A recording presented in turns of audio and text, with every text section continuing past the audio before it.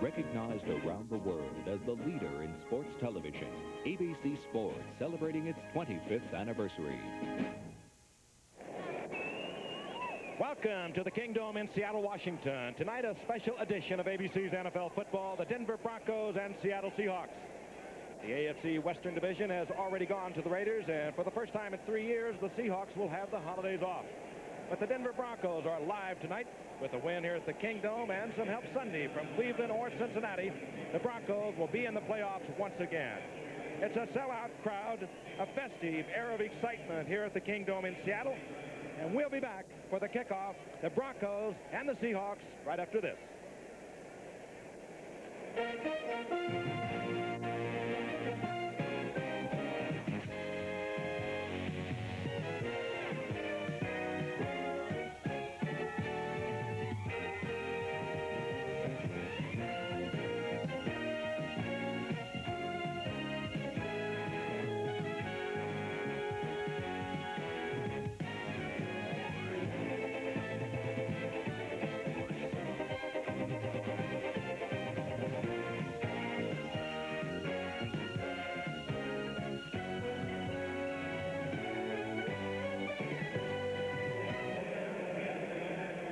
Tonight's ABC Sports Exclusive is being brought to you by Ford and your local Ford dealer. Have you driven a Ford lately?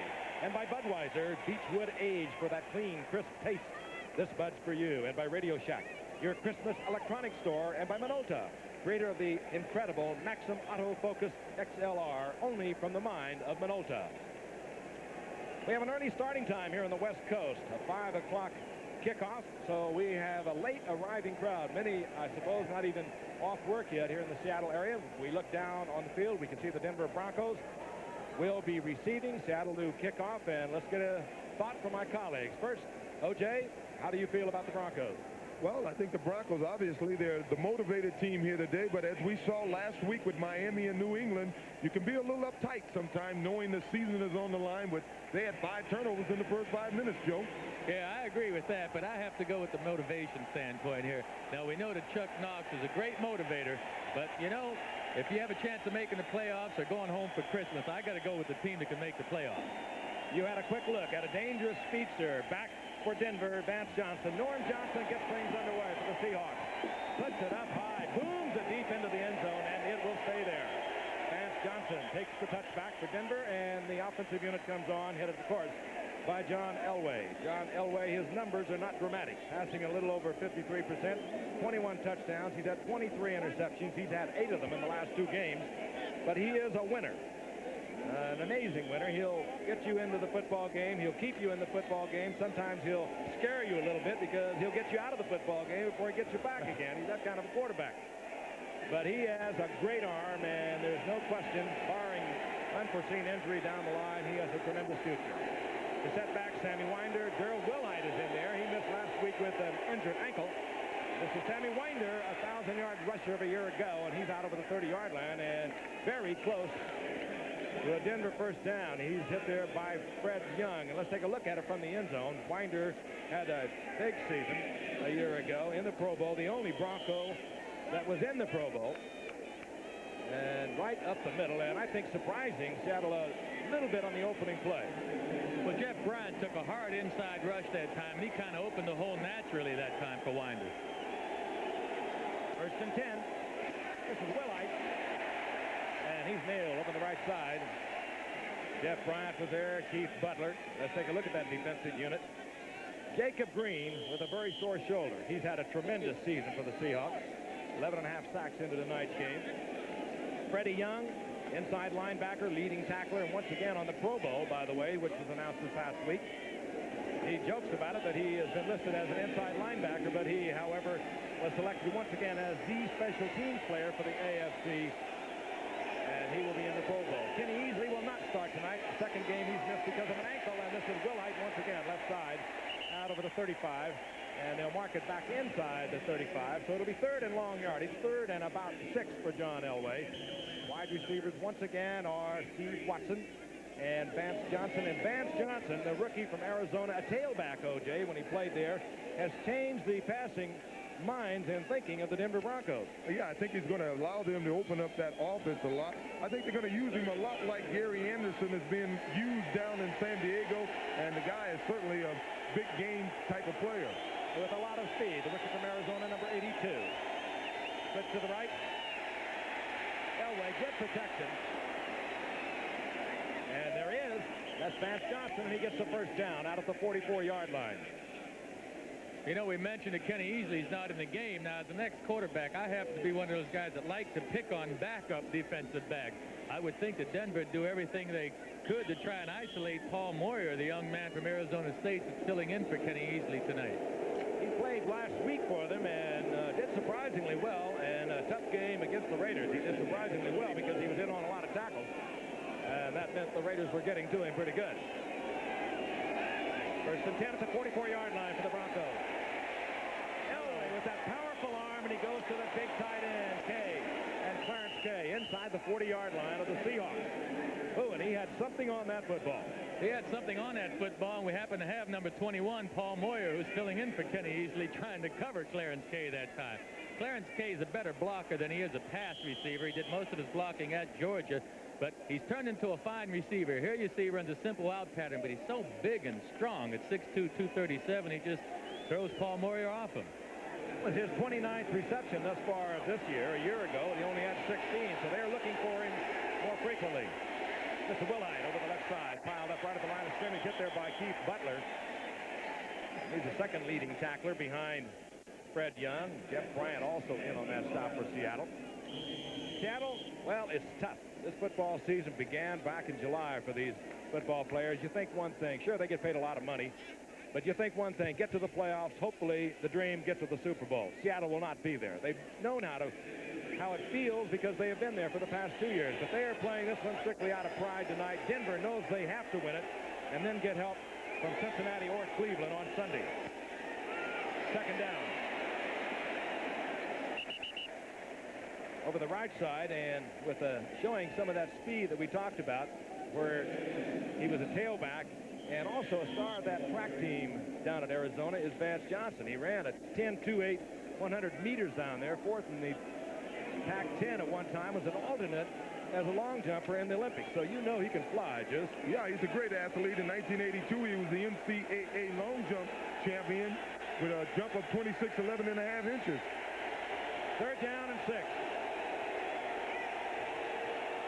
That's Watson moving. Elway had a brief glimpse of a receiver, decided against it. Perhaps those 5 interceptions a week ago against Kansas City dictated he not throw it. Well, you know, when a quarterback has 5 interceptions the week before, I promise you he's going to be a little tentative here. Man came clean right now, Joe Nash. Good pass rush, and he didn't have a receiver open. Right now they're going to back Seattle up and give them poor field position. To the 45-yard line, and out comes Chris Norman. Paul Scansey is back for Seattle, former Pittsburgh Steeler, with a little over a 10-yard average per return on punt. Played his collegiate football right here in the Seattle area at the University of Washington. Paul Scansey. Norman looking for the corner. He didn't get it. Scansey makes the fair catch inside the 15-yard line, and that's where the Seattle Seahawks will begin with their first possession. The Kingdom here in Seattle. It's a beauty. Not a whole lot of cosmetics, but they build it relatively cheap. We'll be back.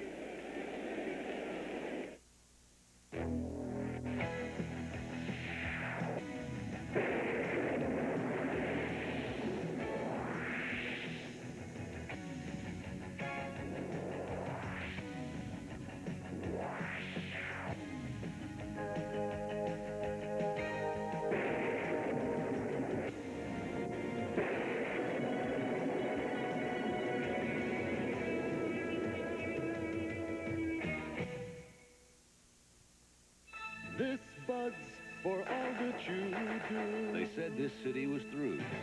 You said, no way. Each day the spirit's growing. Your pride is really showing. You make America work, and this buds for you. Here here's to you.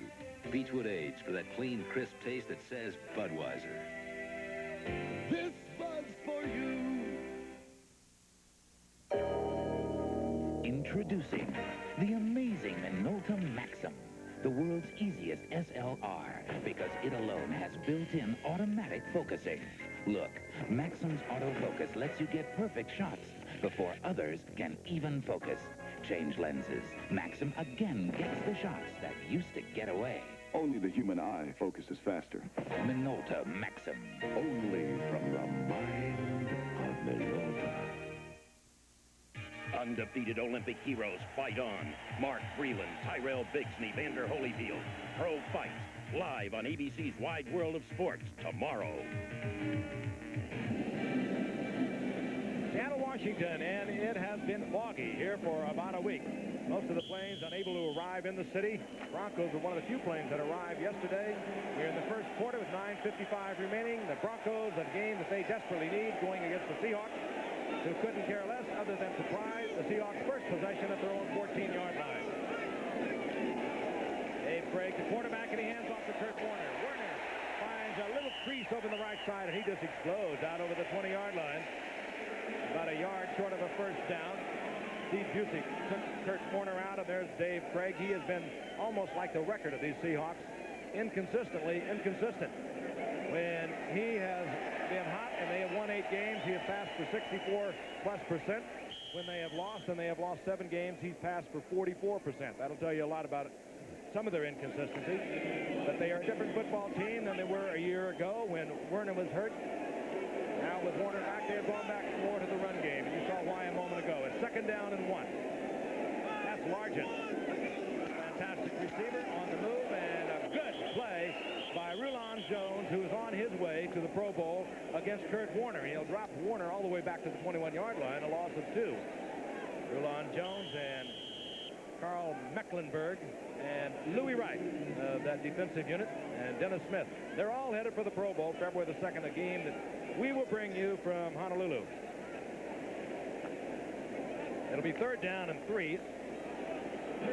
Marked it just out over the 21-yard line. Eric Lane is back there with Craig in the shotgun. We have the 4 wide receivers deployed. This is Lane. And Lane gets first down yardage. He's out near the 30-yard line, up into there by Mike Harden. But all the wide receivers deep. They needed 3 yards, dumped it off the lane, get the first down. Yeah, smart play. You know, I like Seattle's chances here tonight. Many people were wondering just how hard they would play. Well, this is a team that its personnel will not change too much between this year and next year. All these guys are going to be playing together. They're going to see each other on the offseason. There's no pressure on them, and they know personnel-wise they're just as good as the Broncos. So I think they'll be the looser team, and I think they have an edge in this game tonight. David Hughes, 46. Kurt Warner, 28. The setbacks for Seattle. First down and 10. Kurt Warner. Jim Ryan was there first for Denver, the Denver Bronco defense. Through 15 games of this season, 14th in the NFL, 14th against the rush, 16th against the pass, but they are an opportunistic defense, and last week was typical against Kansas City. Even with Steve having one of the better games defensively, and John throwing the ball, the 5 interceptions, the defense kept getting the football back until they finally won over Kansas City. So it's a very opportunistic defense. 2nd down and 8. Craig, and wide open is Turner. Turner getting a lot of respect from Louis Wright, the veteran cornerback who was in single coverage with him. And you can well understand why. This young man now in his 2nd year, 32 receptions this year, just under 20-yard average, and he has 12 touchdowns. Just an amazing 2 years for him. Well, you know, having Kurt Warner in your backfield will help a wide receiver now and then. That time, Tom Jackson, the linebacker on that side, was so concerned with Warner coming out in that area, he left a heck of a lot of room out there for Turner to get open. At the 44-yard line, 1st and 10, Seattle. And they're going to work on it until they get it right, and that time, Turner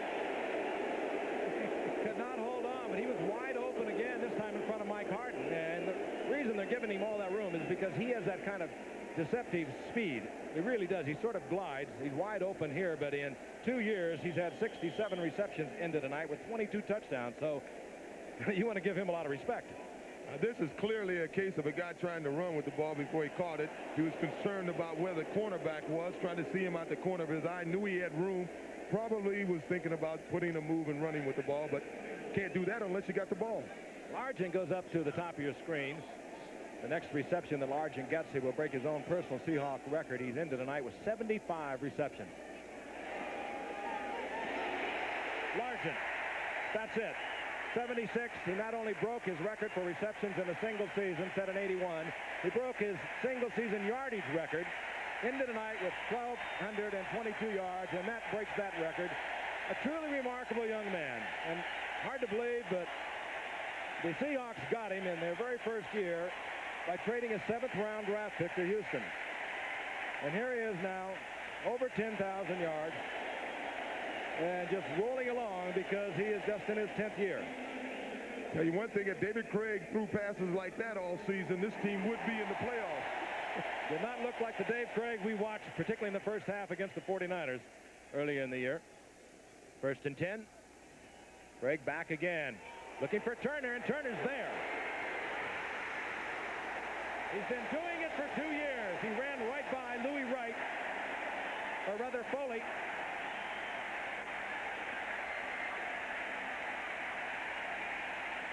I want to know how you get a safety out there trying to cover Turner. Why isn't Louis Wright out there or Mike Harden trying to cover Turner? I tell you, Joe, they mixed it up. They had Mike Harden one time, Steve Foley one time, Louis Wright one time, so I guess they're just trying to mix it up on him. Here's Louis. They had him with him. Well, this is Louis Wright. And they were bringing Foley over from the middle, but I'll tell you, that was beautifully thrown. 2 great passes by Craig now.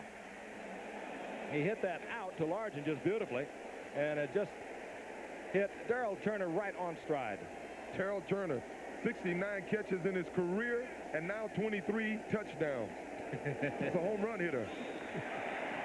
Johnson puts it through, and Seattle, with nothing hanging on the outcome of this game except a happy holiday, has a 7-0 lead. It's a Radio Shack Merry Christmas. This year, I needed to give a real family pleaser. Honey, please help me with this budget. How about a new game, Dad? Please. And I found it. Radio Shack's Color Computer 2. On sale for just $88. It entertains, educates, manages. It's expandable and affordable. Now that really pleases me. The Color Computer 2. Sale price for Christmas. Only at Radio Shack. A day in the country. That's something to look forward to. And so is Ford Tempo, the car that shows a lot of forward thinking. Front-wheel drive, precise handling, fuel injection. And Tempo has a design that helps it hold the road. You'll also find Tempo makes the return home again a lot more fun. Look, there's a baby. Have you driven the best-built American cars? Have you driven a Ford lately? Excite me for Christmas. Who but Zales could bring such thrills to diamond fashion rings in both design and price? More shimmer in quarter-carat style than $299 buys anywhere else. More sparks in half carats for $549. More sizzle in full carats for $899. Christmas excitement from Zales Jewelers, leading with style. Zales? I'm dazzled. The men. Marcus Allen, Eric Dickerson. The matchup, the Raiders and the Rams. The event, the season finale of ABC's Monday Night Football.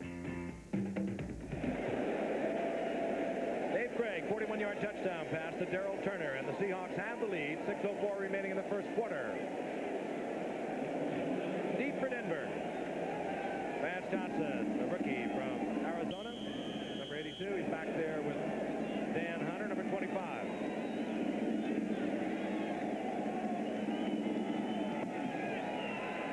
Gets it up high, short, however, and they'll bring it back. This is Hunter. And Hunter out of bounds up close to the 18-yard line where it'll be 1st and 10. So Denver now trailing by 7 in a game that they know they have to win and in a game in which they also know if they win, they are going to need help on Sunday from Cleveland or Cincinnati. Happy holidays, by the way. Yeah, it's happy holidays.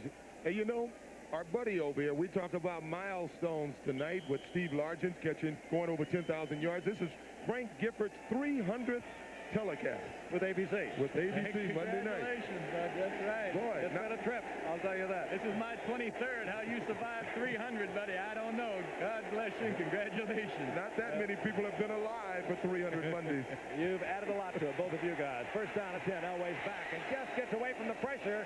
Fires it up there, and it's complete. It goes out to Vance Johnson, who is already having quite a night here in the Kingdom. Last week, 6 receptions, 116 yards. The first Bronco receiver this year to go over 100 yards. And he has that kind of speed that you just have to respect. And, of course, we talked about his other athletic skills, the great speed. Not all that big, about 5'11", 175 pounds, but that's plenty. The first down is out over the 40-yard line. And they needed that deep threat. You know, they had Butch Johnson doing well earlier in the season, but he slacked off a bit. Vance is in there doing a big job getting deep. That's Willite. And he bangs out over the 42 near the 43-yard line.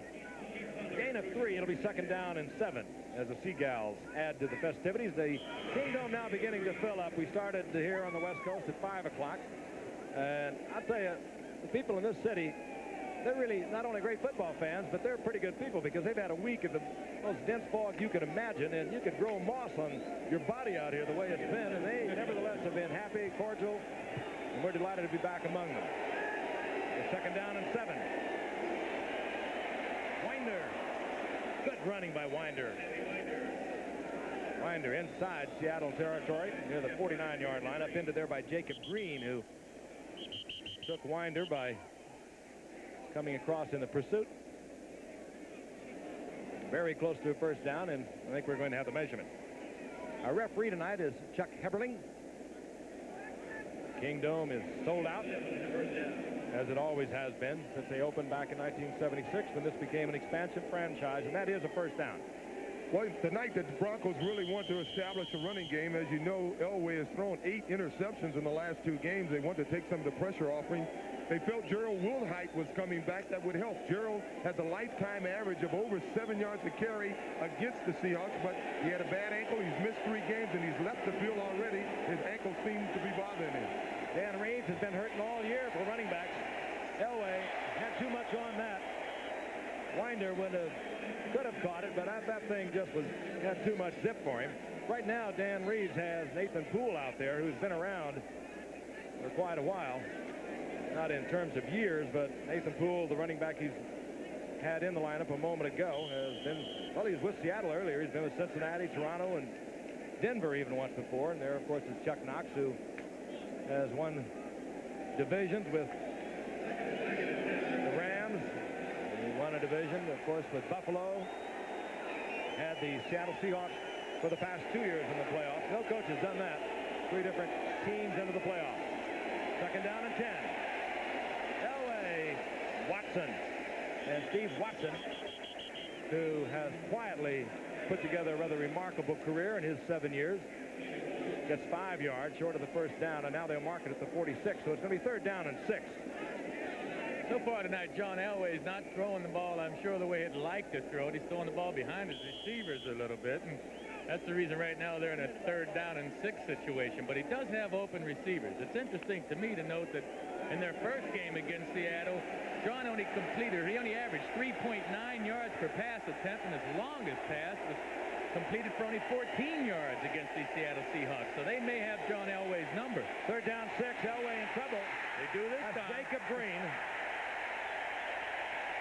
Second sack of Elway, and just about the same area, and just when Denver gets into Seattle territory, they get the big sack.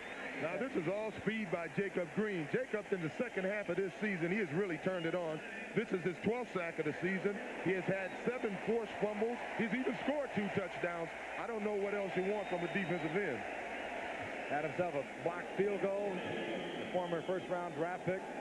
Scansey is back. Norman to punt for Denver.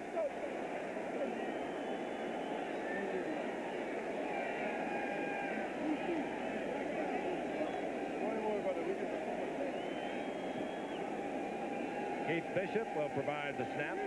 Little movement along the line, but the Seahawks got back. Beautiful punt by Norman.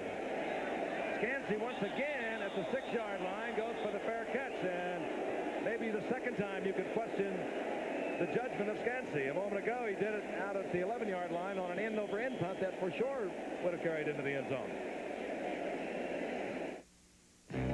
Behind this wall, research in behavior modification has been completed. The result?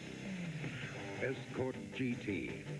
A startling transformation of the world's best-selling car, driven by a new multi-port fuel-injected engine and built to perform no matter how the road turns.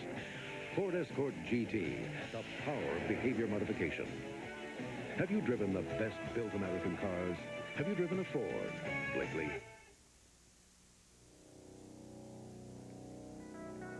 Here's you. Here's your competition. One of you will call AT&T Small Business Experts. One of you won't. One of you will find out how to use long distance. To cover your customer base. To beat your competition. So who's going to call? You or the other guy? AT&T Long Distance Services. Talk with us. AT&T, the right choice. This bud's for all that you do. You keep America going. You keep the juices flowing. You are the muscle, the hope and the hustle.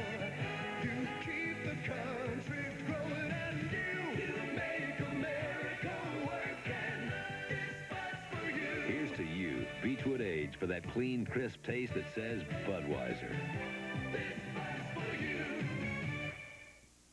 Sunday Richard Pryor is the ultimate gift in the toy. It doesn't even need batteries. That's the time remaining here in the first quarter. Reminding you once again, for the Denver Broncos, they need a win tonight to stay alive in the playoff picture. They're staying alive for a wild card possibility. They need a win tonight, and they need either Cincinnati to defeat New England or Cleveland to defeat the Jets. So they are alive, but they are trailing 7-0. The Seattle Seahawks, of course, out of the playoff picture. From the 7-yard line, Seattle 1st and 10. Kurt Warner. Warner looks back inside and just bursts out over the 10-yard line near the 11-yard line. He'll get 4 out of that. It'll be 2nd down and 6. Reuben Carter made the stop. The Seahawks leading 7-0 over the Broncos. As I mentioned a moment ago, a very important game for the Broncos. They need this to stay alive, and then they have to watch the games this weekend for the help that they might get from Cleveland and Cincinnati. 2nd down and 6. Fine running by Warner. Out to the 18-yard line for the 1st down. Tom Jackson tripped him up there. Of course, Warner with that much celebrated knee operation of a year ago. He came up as a rookie and just had a fabulous year, over 1,400 yards, 4.3 average. Did everything you'd want from a running back. Had the big play, the 60-yard run, but it has really fallen off this year. He's over 1,000 yards, but it's not the same Kurt Warner. You get the feeling that given another year, it will be. He had major reconstruction of the knee, and we're going to take an in-depth look at the knee in football at halftime. Very interesting. I think you'll want to see it. 1st and 10 from the 18-yard line. This is David Hughes. And Hughes out close to the 24-yard line. Gain of 6. It'll be 2nd down and 4 once again. So the Seahawks getting good yardage on 1st down plays. Well, they have been very consistent. The fact that they are inconsistent, that really is amazing, isn't it? So if you follow the pattern, you would expect a loss tonight. The Seahawks, however, don't feel that way about it. And at the moment, they lead 7-0.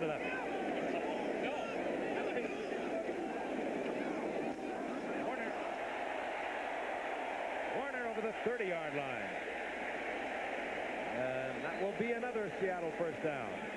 Tomorrow on ABC's Wide World of Sports. America's Olympic boxing medalists continue to battle in the professional ranks. Mark Breland, Tyrell Biggs, and Evander Holyfield, all undefeated, will fight live except here on the West Coast. The exciting action begins tomorrow at a special time now. That'll be 4 o'clock Eastern and Pacific, 3 o'clock Central. Breland's record 7-0, 4 KOs. Biggs, his record 6-0, 5 KOs. Holyfield's pro record 7-0 with 4 KOs, and they came out of the Olympics, and they have just kept right on going. Time is running out here in the first quarter. And as the final seconds expire, the Seattle Seahawks hear it from the hometown crowd. They have a 7-0 lead. We'll be back at the Kingdome in a moment.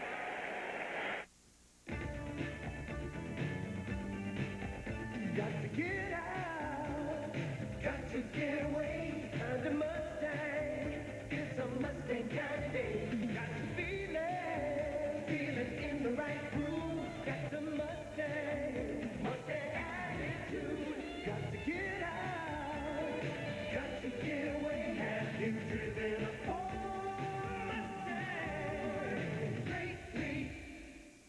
The latest Dallas Cowboy in the Pro Football Hall of Fame, Mr. Roger Staubach. Imagine being here with part of the Pro Football Hall of Fame class of 1985. It's a dream come true for me. I'm Roger Staubach, and this is the Pro Football Hall of Fame in Canton, Ohio, where the class of 1985 joins 123 other men who have become part of professional football history. Frank Gatsky, the silent one, led his team to 11 championships. Joe Namath, the first man to pass for over 4,000 yards in a single season. Commissioner Pete Rozelle, who helped make professional football and the National Football League the greatest in American sports. The Juice, O.J. Simpson, first player to run for more than 2,000 yards in a single season. That's me, Roger Staubach, and I'll be here along with all the players and teams at the Pro Football Hall of Fame in Canton, Ohio, waiting for you. Don't miss it.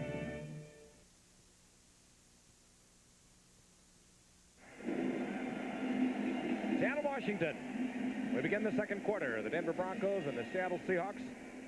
And I know there are some very interested parties in the AFC East watching tonight, because should Denver lose tonight, the 3 contenders there, Miami and New England and the Jets, would all automatically know that they were in the playoffs. The division would still be up for grabs, but they would all qualify for the playoffs for the Denver loss tonight. First and 10, Seattle. They're at the 32-yard line. Dave Craig, that's Largent. And Largent to the 43-yard line. First down. Steve does it so well. I know Coach Scholler mentioned last week about Moore, the receiver from Miami, and Charlie Joyner. Steve Largent's one of these guys. His awareness out on the football field and knowing where the defensive players are going is so important. Steve doesn't beat with the speed all the time, but knowing how to run patterns and where to go to get open is his forte. First and 10 is at the 43-yard line. Warner. And Seattle continues to try to work that left side of their line, the right side of Denver. And Warner gets 2. It'll be second down and 8. You know, you talk about a guy like Largent's ability to look at the defense and read the defense. I've always felt that as a runner, the one position I could really coach on the football field would be linebackers. And I would think the same would hold true for the great receivers. They would probably be able to coach defensive backs better than they could wide receivers. Because you got to understand them to be able to excel. We could extrapolate from there that you perhaps are a great runner. Well, I thought a little out there. Oh, Craig gets it off and gets it to Dan Ross. Ross down around the 46-yard line has the first down, and Craig was in trouble back there. Rulon Jones was pressuring Craig, but Craig was able to get the pass off. Pick it up in progress. Ball batted away, as a matter of fact. Rick Dennison got a paw on it, but Dan Ross, the former Pro Bowler from Cincinnati, who left to play a couple of years in the USFL, came back to Cincinnati early this season and then was traded to Seattle, gets the catch. Largent out of the backfield. David Hughes. And Hughes gets inside the 40-yard line before he's drilled out of bounds by Mark Harden. This is really a beautifully played football game so far. We played 17 minutes and change. We haven't had a fumble, an interception, or a penalty even yet in this game. These two football teams are really concentrated. Hughes got 6 out of that. It'll be 2nd down and 4. Well, historically, that's the way Chuck Knox teams will beat you, not making any mistakes, playing somewhat conservative, even though today they seem to have opened it up a little bit. They have nothing to lose.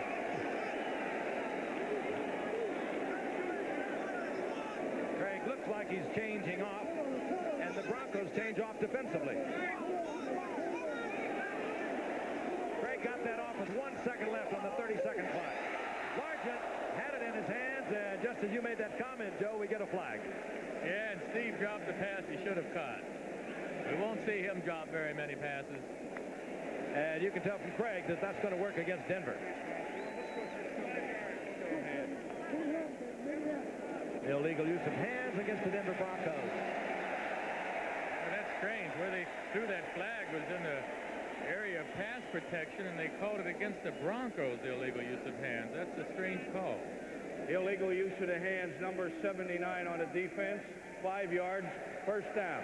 Barney Chavis over the defensive left end for the Denver Broncos was detected with the illegal use of hands, and Seattle keeps their drive alive, and they're inside the 35-yard line of the Broncos. Broncos, if they give up another 7, they're going to have to start getting a little nervous. The only shot they have for the playoffs is to win tonight. Seattle has been able to move the ball both in the air and on the ground tonight. Flea flicker coming up. Turner, the intended receiver. Turner had a right in his hand. Steve Foley was defending, but I don't think Foley touched it. And Turner very well could have had his 2nd touchdown of the night. The old flea flicker, we see so much of it now. Yeah, well, earlier I mentioned Steve Foley was trying to cover Turner, and I was incorrect. Louis Wright was on him, but this time Foley is, and I don't understand why. Turner is the big play man, and Foley being a safety is just not going to be able to keep up with Turner. Foley just perhaps destroying the concentration of Turner. Did not look as though he had the deflection. His 2nd down and 10. 4 wide receivers stay on the field for the Seahawks. The one back, that is Eric Lane. They like to use him out of the backfield as a receiver. And he's a fine blocker to stay in and work on linebackers if he has to. Craig, Turner again drops the ball. Louis Wright was sprinting with Turner. The Turner, in all probability, could have got the 1st down out of it.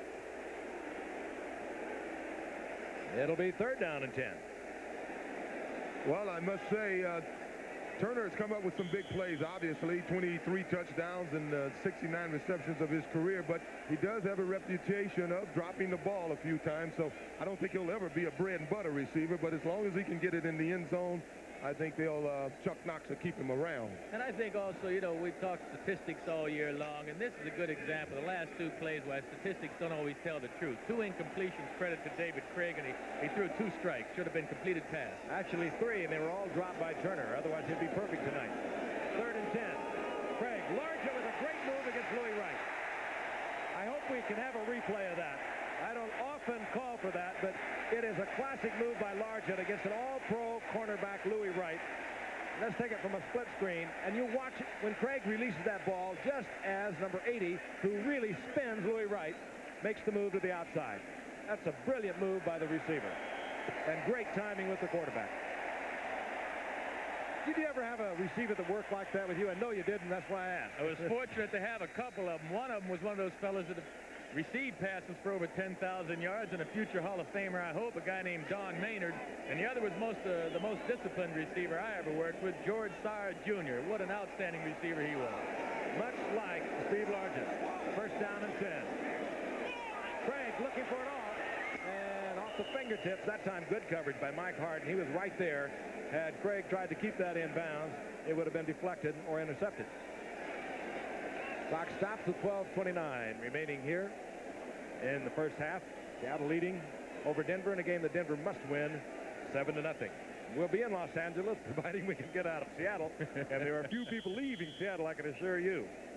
We'll be there to bring you that one in. Well, Depending upon what happens this weekend, both of these teams could be playing for home field advantage. The Rams, of course, are in the playoffs. We know they're going to play Dallas in the first round, but where is still up for grabs. We won't know that until Monday night. And there is Eric Dickerson to consider. There's Marcus Allen, that great Raider defense, and a defense that has really come back for the Rams. We're looking forward to it. We hope you're with us. Second down and 10. Warner to the outside. Good open field tackle by Foley.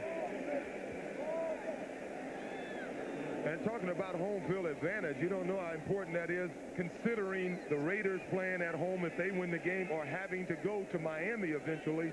I don't think anybody, after seeing what Miami did with, well, just about everybody who ever shows up in the Orange Bowl, especially Chicago this year, no one wants to go down there and have to play in the playoffs. And of course, Buffalo will be down there against Miami on Sunday. Go Buffalo. Fly in the ointment. Miami can wrap it all up with their win over Buffalo. Buffalo will give them a game. We'll try to straighten the playoff picture out for you at halftime as we watch a 3rd and 9 for the Seahawks. Good defensive play. Fine defensive play. Randy Robbins, second-year man out of Arizona, got the deflection and then batted it out of the hands just as it was about to become a reception once again. Out comes the field goal unit. That means Norm Johnson, who's not had a Norm Johnson year. A year ago, he was in the Pro Bowl with 20 of 24. He struggled through much of the season for Seattle this year. He is 13 of 23 on the year, but he is 9 of his last 13 over the past 7 weeks.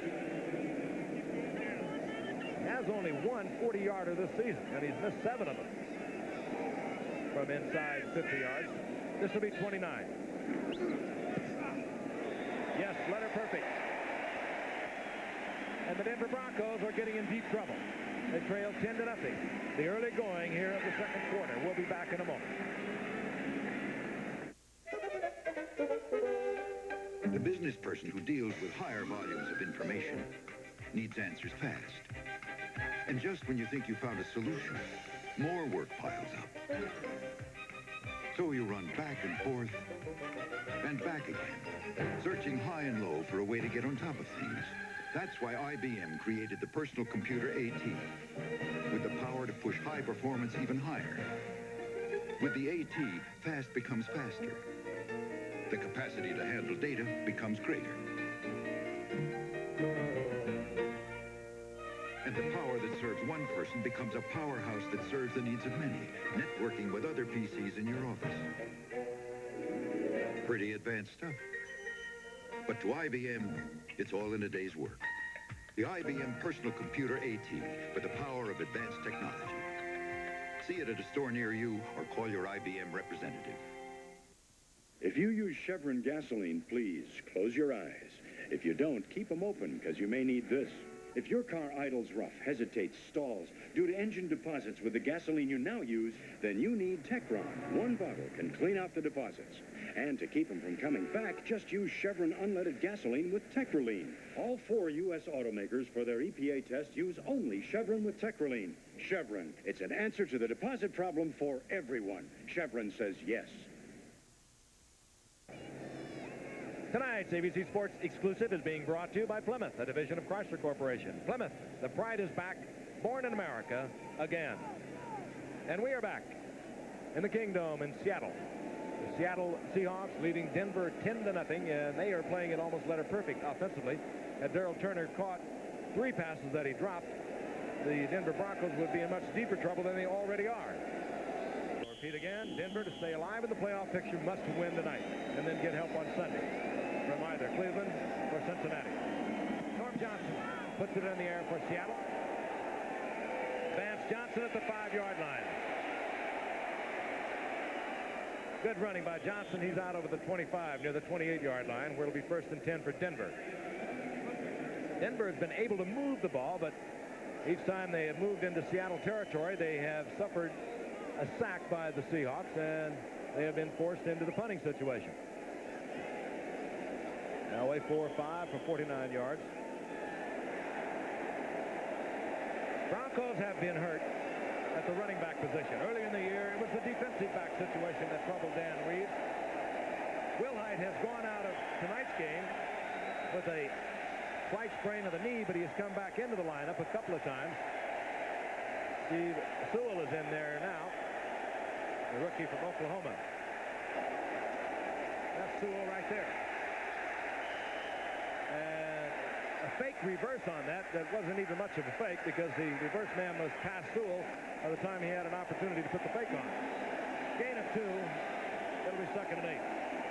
And it was a good defensive read by number 77, Jeff Bryant, the right defensive end of Seattle. He was out there waiting on the play. I think Denver's going to get on track here. I still think that the team that needs the game the most has an edge. OJ, I disagree with you saying these guys, Seattle being loose, have an edge. All right, you got to slow the pop on it, Joe. Denver's going to come back. The wave is rolling on 2nd and 8. Nathan Poole. And the much-traveled Poole around the National Football League and the CFL. Gets about 5 out of that. Out over the 35. It'll be 3rd down and 2. John Harris was there defensively to make the stick for Seattle. Actually, Joe, normally I would agree with you that the team that has the most at stake would win. But in this case, we're not looking at a team like some of the teams I played in where we knew half the guys would be gone next year. All of these guys on Seattle, the majority of them will be back next year. They knew they had a little off season, a little off year, I should say. And they're going to play the best ball they can play tonight, and they're the looser team. It's a long 2. And swarming defense over Nathan Poole, right at the line of scrimmage, and the punt unit comes out again, and this time Seattle will get the ball back much more quickly. I'll be highly disappointed if the looser team excels and succeeds over the team that wants it the most. Well, you got a case of soda water on it, Joe. Out of the offensive line for the Broncos, that pass series was Keith Bishop, went out holding his hand, and Winford Hood came in as we look at Scansey deep for Seattle. Chris Norman gets a block right into the arms of the Seattle Seahawks. That's Terry Taylor. It took a perfect Seattle bounce. Let's make that 2 cases. Looks like I may be highly disappointed. I'm still not counting them out. The first-round draft pick of a year ago, the cornerback who became a starter a year ago, takes it in for the touchdown. I'm not sure who got the block. We'll see if we can pick it up for you.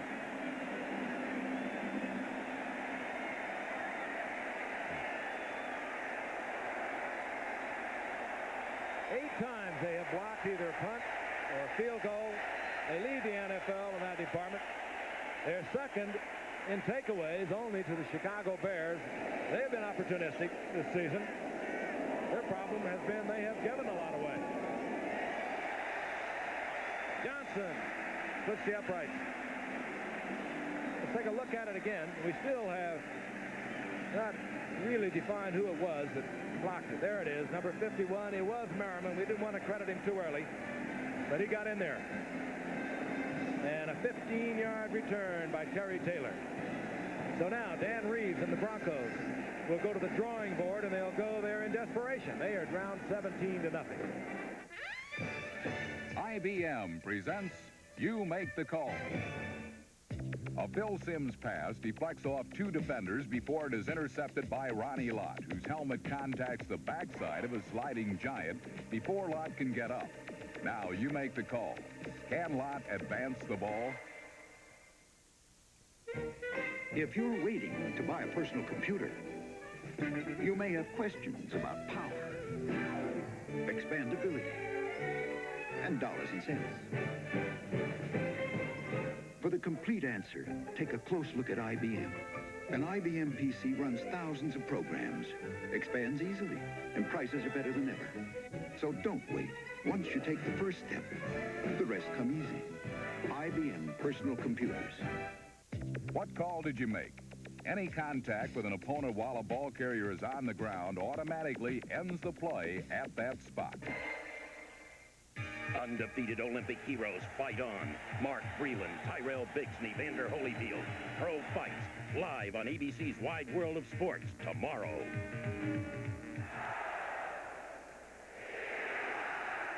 Crowd is really in a festive mood tonight, even though the Seahawks will not be going to the playoffs.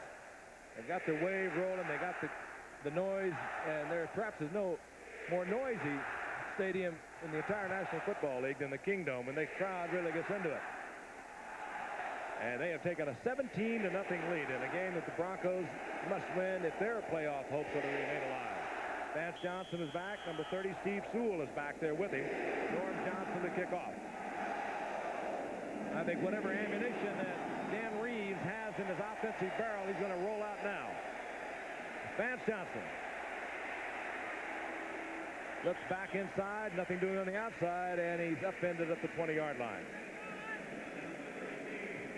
Reminder, ABC's college football action begins Monday night, December the 30th, with the Gator Bowl featuring the Florida State Seminoles taking on the Oklahoma State Cowboys, last year's Gator Bowl winners. And on January 1st, the Sugar Bowl kicks off with the second-ranked Miami Hurricanes hoping for a national title. They square off against the Southeast Conference champion, that, of course, number 8 ranked Tennessee. Both games begin live at 8 o'clock Eastern, and they'll be seen right here on ABC Sports. The bowl picture here on ABC. First and 10, Denver.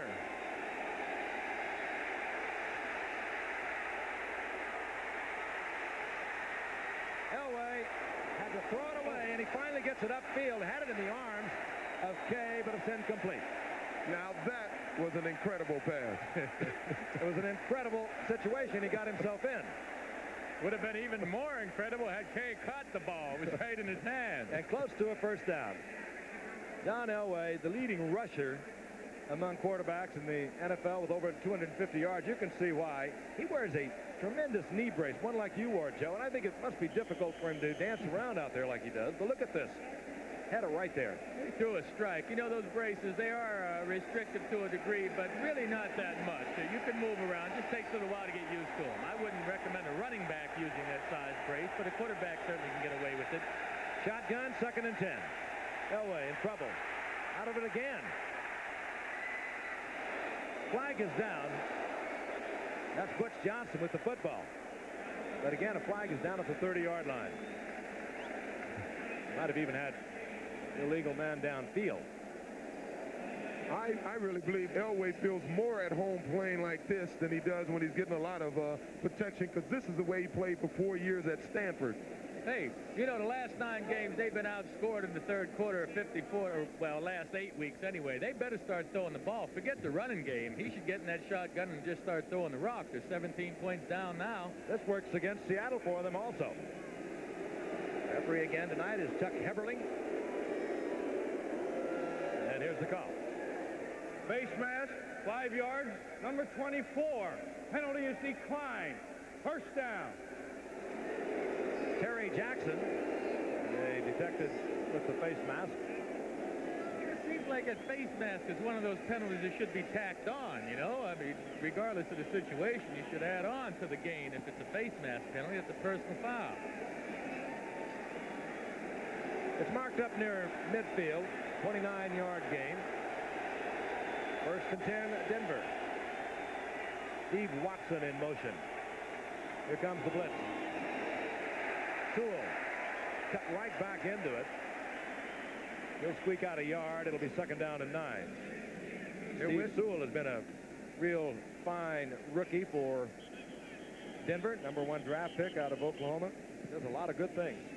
Phil Moyer now goes down, and this is something we speculated on earlier as we look at them attending Phil Moyer, who was in the lineup tonight for Kenny Easley, who's been able to go for the past few weeks with a bad ankle. So they are down to a rookie, Gene Robinson, to play at the strong safety. We'll be back in a moment. Chrysler creates a hot new laser to melt the competition. The new Laser XT. When the heat hits the seat, it's gonna knock you off your feet. Hotter performance than Mustang SVO, Camaro Z28, Toyota Supra. Chrysler Laser XT. Because the competition is hot, we had to be hotter. Now, Chrysler offers you 8.6 financing or up to $1,000 cash back. Norelco says they challenge every shaving instrument ever made. The rotary shaver from Ronson challenges Norelco for much less. Remington's president was so excited that he bought the company. Now you can get excited. The microfoil shaver from Ronson for much less. Introducing the Ronson shaving system with quality and performance and a money-back guarantee to prove it. The Ronson Shaving System. Why pay an arm and a leg when all you really want is a close shave? If you just ask for a light beer, Give me a light. You never know what you'll get. Dogs. No, actually, Bud Light.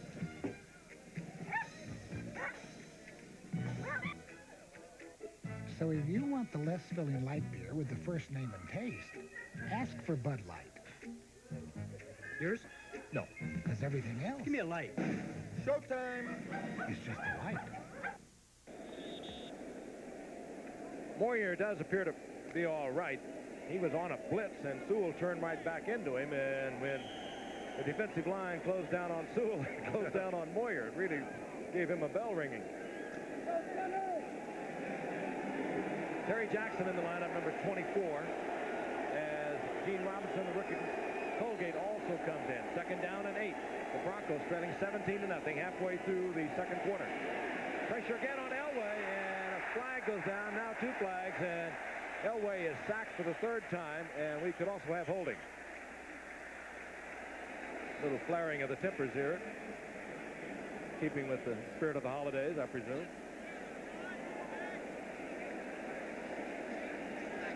Huh? It will be holding.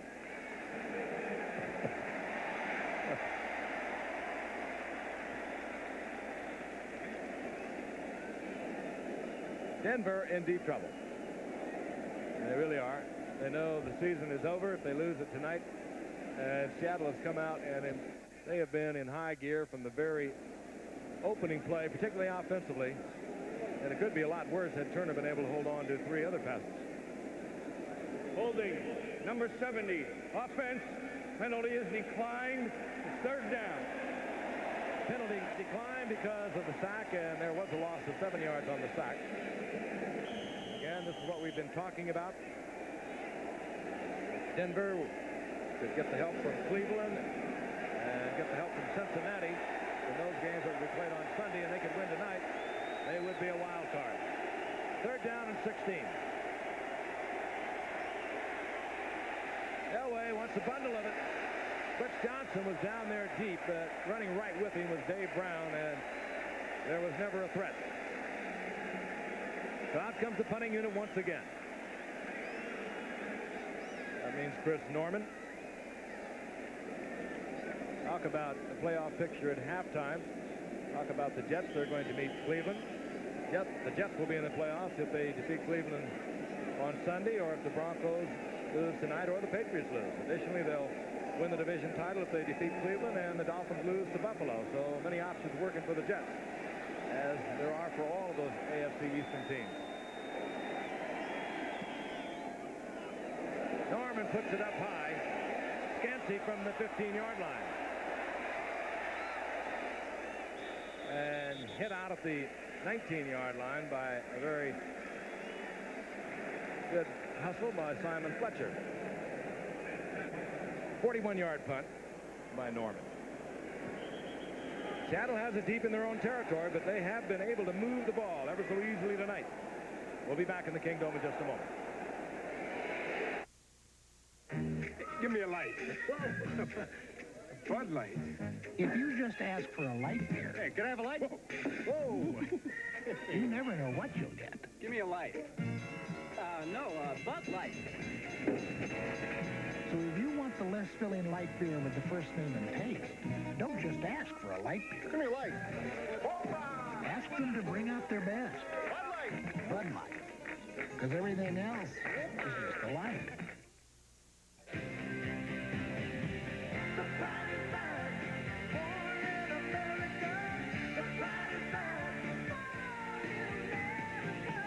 Plymouth Reliant K. Front-wheel drive, 6-passenger room, 550 protection plan. Plymouth Reliant K, born in America.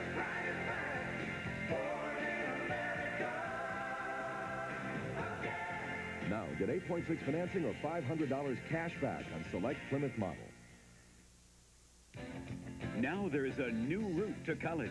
The new GI Bill plus the new Army College Fund. If you qualify, you can earn over $25,000 for college, while you learn things no one can put a price on. The new GI Bill plus the new Army College Fund.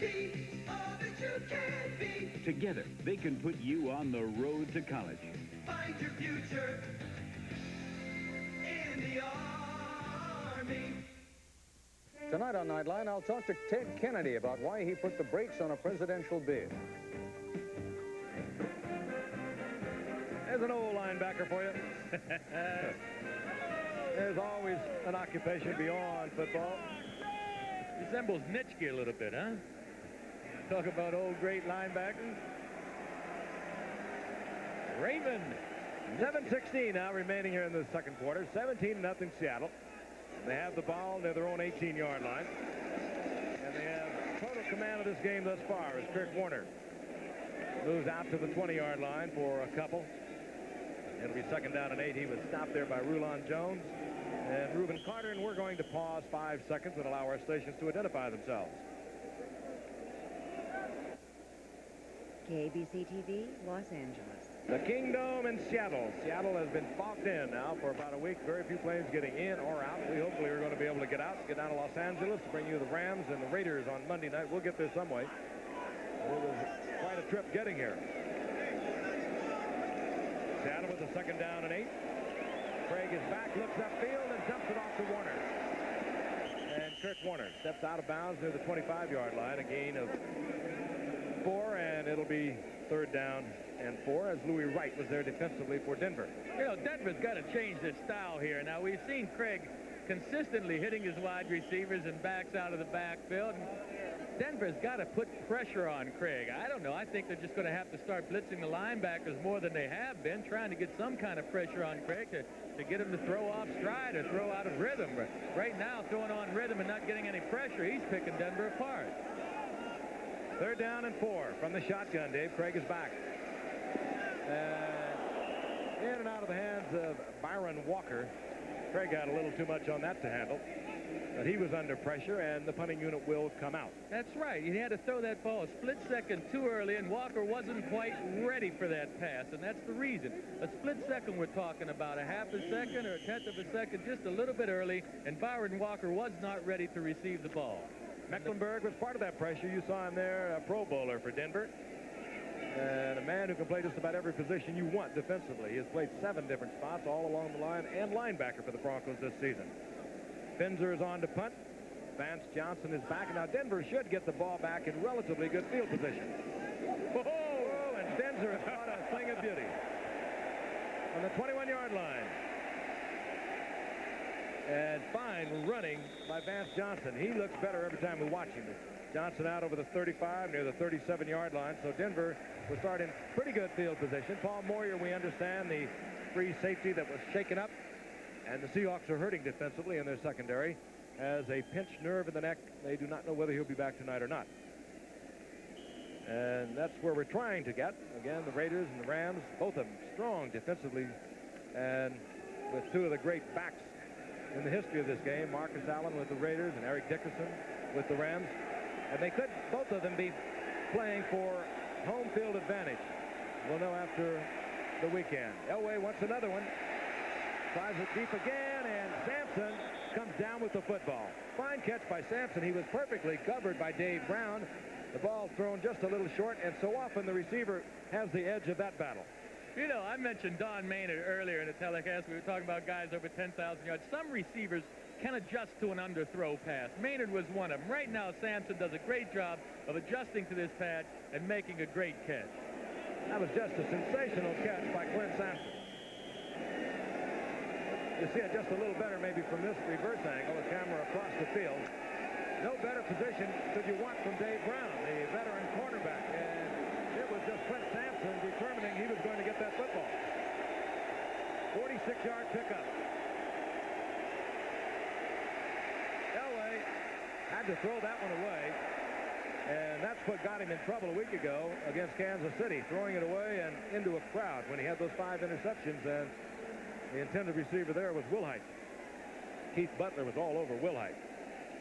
You know, when the game first started, Denver had some success running the ball. What they were running was sort of modified draw plays, even from the eye, delayed plays to try to take advantage of these defensive linemen of the Seahawks running upfield. I think they should go back to that, maybe run one of those quick draws, not a slow draw, but a real quick draw. Watson and Sampson split right by the Broncos. 2nd and 10. Elway with a lot of time, and his receiver, Mike Barber, fell down in the end zone. He was wide open. And as Elway released the ball, Mike Barber, the former Ram, slipped and fell. Oh, and Elway was sick. He knew he had him wide open. You'll see at just the end of it here. Ball is on its way. And down goes Barber, and he was so open. There's a seam about 2 yards deep in the end zone that Barber hit that time. It runs across the length of the football field, and it's about 2 inches deep, and I'm pretty sure that's what Barber hit. 5:16 remaining here in the first half. Denver trying to get on the scoreboard. They trail 17-0 in a game they must win. Again, pressure on Elway. He steps out of the pocket.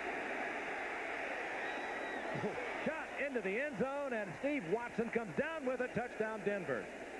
And Elway can do so many things for you. I tell you, he's at his best when he is struggling, and this ball is a bullet as we look at Watson work. Few quarterbacks would have got out of that traffic. He steps inside and then steps outside and has got the good eyes looking downfield, and Watson made a great catch. And strength to get the ball there, too. If that ball had not been thrown with such velocity, it would have been intercepted or incomplete. Watson had to catch it in self-defense. Carlos for the conversion. So Denver gets on the track. They put up 7. And they trail 17-7 with 5:08 remaining. I talked about Watson quietly putting together a remarkable career in his 7 years. Since 1981, there's only one receiver in this game that has had more yards receiving. That's James Lofton with over 5,700 yards. I'll tell you something about James Lofton, too, but Watson is next with just under 5,000 yards. Free agent out of Temple 7 years ago. He has really been something over the past 4 years. I'll tell you, if I was the Broncos, I'd think for the rest of this game, I'd let one rusher through and tell Elway, pretend you're in trouble and run around. I like that idea. That's right. And first of all, the secondary, as we pointed out, of this Seattle Seahawks bunch is hurting. I mean, they only have 5 guys left, and 2 of those 5 are hurt. But the guys who are in there are doing a good job, because on their initial coverage, they got the guys covered.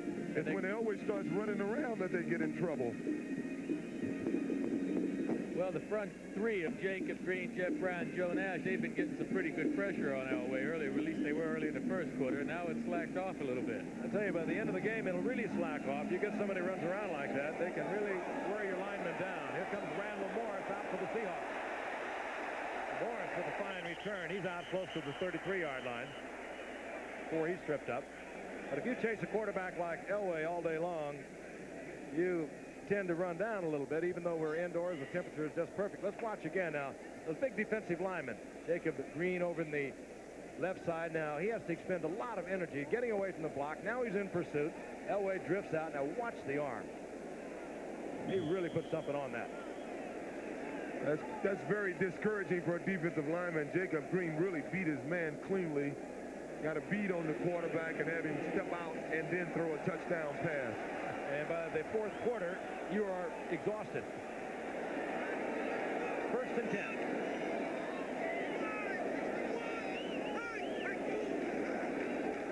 David Hughes, left side. And Hughes gets 5 out of that.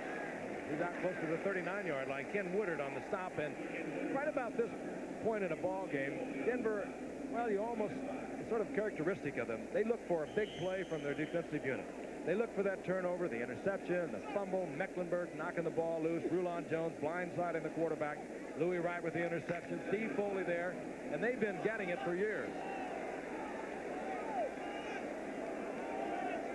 2nd down and 5.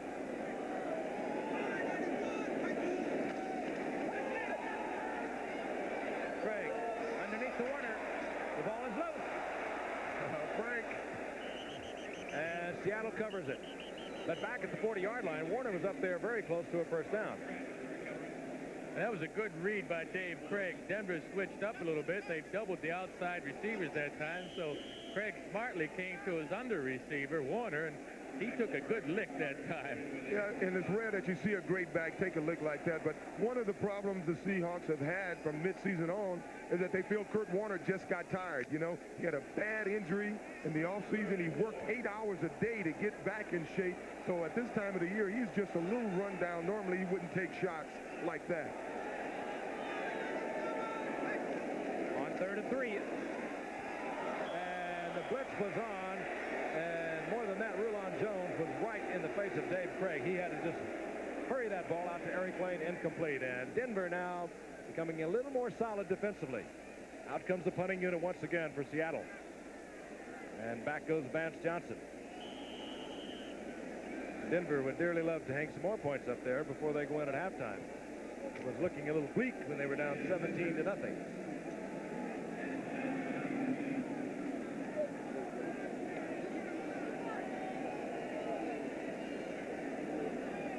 .327 remaining in the half, and once again Denver should have relatively good field position. And this time Finzer does not turn it over. Fair catch called for and made by Vance Johnson up over the 25-yard line, just about the 27. 34-yard punt that time by Finzer. Chuck Knox, he's been around 13 years. Danny Reeves been around 5 years as a head coach. Chuck Knox has seen it all in the 5 years with the Rams. He was a divisional champion 5 times. And he took the Bills to the playoffs twice in the 5 years he was there. Took him 1 year to get Seattle in the playoffs. So he's had 3 different teams in the playoffs over the years. On 1st and 10 now. Denver looking for points. Flag goes down. Elway goes down also. So we could have holding. But it was Jacob Green again sacking John Elway. Billy Bryan just could not keep Jacob Green off the quarterback. Jacob just punished young Billy. Billy did everything he can do too, Joe. You watch him get on Billy. He keeps pushing Billy back right here, number 64, number 79 on him. Billy looks like a retreat. Watch this spin. Looks like they're engaged. That is contact. Of course, Bryan was pulling out a little bit from the center. He never really got any kind of an edge, and Jacob Green just would not let up on him. Penalty, of course, declined because of the loss. The penalty was holding against the Broncos. So it's 2nd down and 20. Elway underneath. This is Sewell. And the rookie from Oklahoma gets all of the lost yardage back on the sack and adds on a couple more, so it'll be 3rd down and 8. John Harris was there defensively for the Seahawks. First round draft pick. Sewell out of Oklahoma. Take a look at this. All these guys drafted ahead of Don Mattingly. 3 guys starting in the NFL, drafted in the baseball draft in 1 year. That's a little unusual. You only have 3 guys drafted in 1 year in football that are starting quarterbacks in the NFL. Elway, of course, drafted by the Yankees and gave it a lot of consideration. Tries to get it out to Sampson. It's incomplete, and the punting unit will come on for Denver. Terry Taylor was there defensively, but Elway just underthrew that. Yeah, John just missed him that time. He didn't have the kind of protection you'd like to throw. He had to throw it a little early, and he just missed him. I'm sure John wished he had another chance at throwing that ball because he did have a chance to get it to him. 2:13 remaining here in the first half. At halftime, we're going to try and shed a little light on the playoff picture in case you have not been following it closely. And if you have, you probably don't have a clue because it is really complex, although it's shaking out a little bit.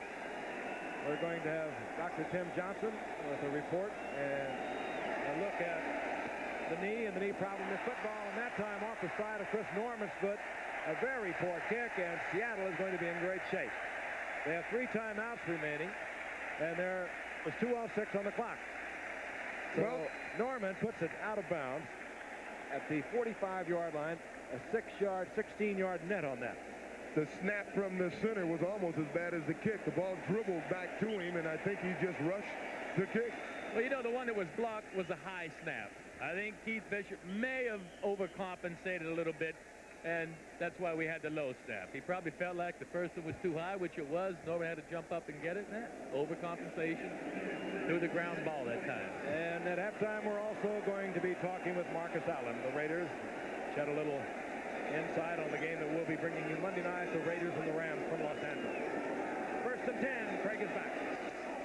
And tries to go to Dan Ross, the tight end. He was double covered there. Dennis Smith was there. Ken Woodard, the linebacker, was back in. Actually, Craig just threw it away. It'll be second down and 10, and there's Dan Reeves. Came up a free agent quarterback out of South Carolina many years ago, back about 65, I believe, and turned into an all-purpose running back by Tom Landry, and coached down there for nearly a decade under Tom Landry before coming to the Broncos 5 years ago. Came in 81, has been in the playoffs the last couple of years, and was the divisional champion last year at 13-3. They desperately love to get back in there again this year, and they have to win to even have any possibility. They have to win tonight. Going for Turner again. Contact made there by Dennis Smith, but there is no flag, and the crowd would love one. Almost demanding one, and Chuck Knox thought he should have had one. Sure, I think everyone wearing blue thought they should have had one, but the guys in white felt like it was a good job. Right here, we'll see it on the replay. Our reverse angle, and the ball is overthrown, and right now the receiver, Turner's slowing down. Turner's the one, now 49. The new rules explain this year that if you're looking back at the football, you can go ahead and make contact there, and that's exactly what Dennis Smith was doing that time, looking back for the football. We'll be back at the Kingdome in just a moment.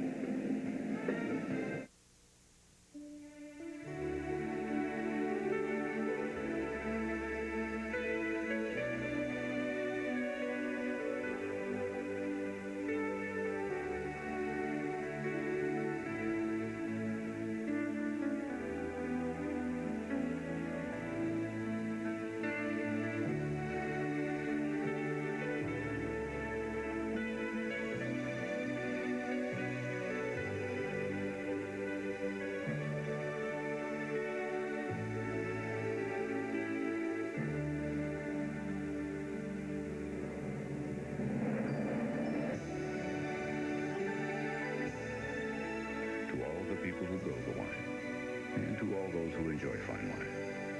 Ernest and Julio Gallo give their best. Today's Gallo, all the best a wine can be.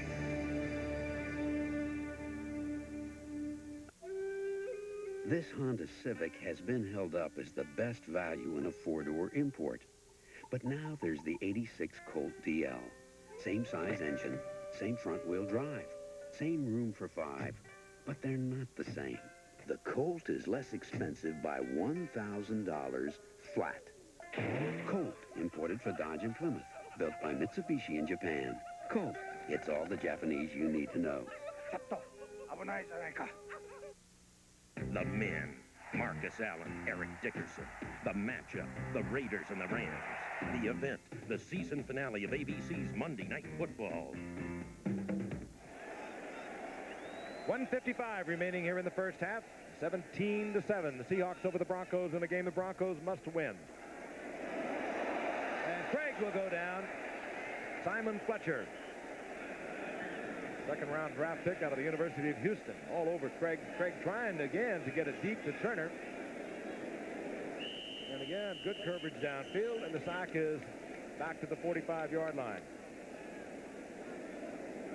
I've talked about the fog. Many of us were stuck all over different parts of the western part of the United States. Many of our cameramen and our crew drove all the way from San Francisco to get here. You just couldn't get a flight. Portland all was backed up because all the planes put down there. I wound up out in Spokane with about a 6-hour drive last night. Joe just got in a short while ago. O.J. had no problem. Just came flying right in. Yeah, right into it. We couldn't land at the normal airport. We landed at the Boeing airport, which is about 15 minutes closer to town. Travel with me, fellas. I'll take care of you. I landed at Portland, and I took a 3-hour drive up this afternoon. It was a nice drive. But I'll tell you, some of our technicians really went through it yesterday and the day before to get here, and we are concerned about Many of them getting back down to the L.A. area because it has been absolutely socked in here for about a week. You know, that defensive stand that the Denver Broncos just made may have been one of the most important defensive stands of the season. They can either get a score now or go in at halftime just 10 points down, and that is a heck of a lot better than going in from another score. I mean, that punt, that bad snap in the punt, giving the field position to Seattle as they did this last series, could have really put Denver in a hole. Spencer hits it for Seattle and hits a beauty. Wilhite is back there. Wilhite found a little bit of a gap and gets out over the 20 to the 21-yard line with 1:41 remaining here in the first half. Again, halftime, we're going to be visiting with Marcus Allen, who's had just an absolutely tremendous year, the leading rusher in the NFL with over 1,600 yards, all-purpose yardage over 2,000. Not bad. Another USC tailback. Is that my shirt you got on, man? But he has had a great year, and so is that Raider defense, and they're going up against the Rams on Monday night in the city championship, if you will. And at stake there also might very well be, depending upon the play this weekend, home field advantage throughout the playoffs. 1st and 10, Elway is back. They have 3 timeouts. Steve Sewell, the rookie from Oklahoma. Or rather, the Broncos now down to 2 timeouts. Flag comes down very late, and a fight breaks out.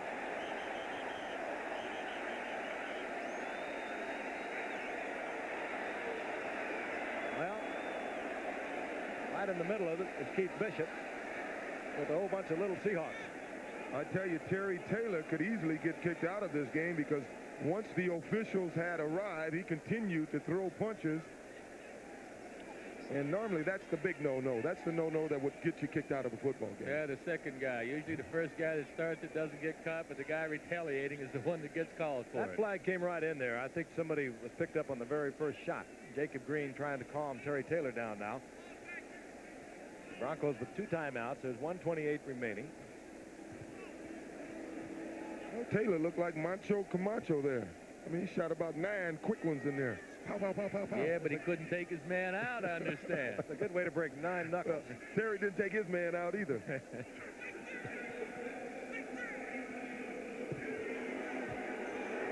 And it will work against Terry Taylor. Chuck Knox on the sidelines. He's paced them so successfully for 13 years. Terry, calm down. Let's get this thing going.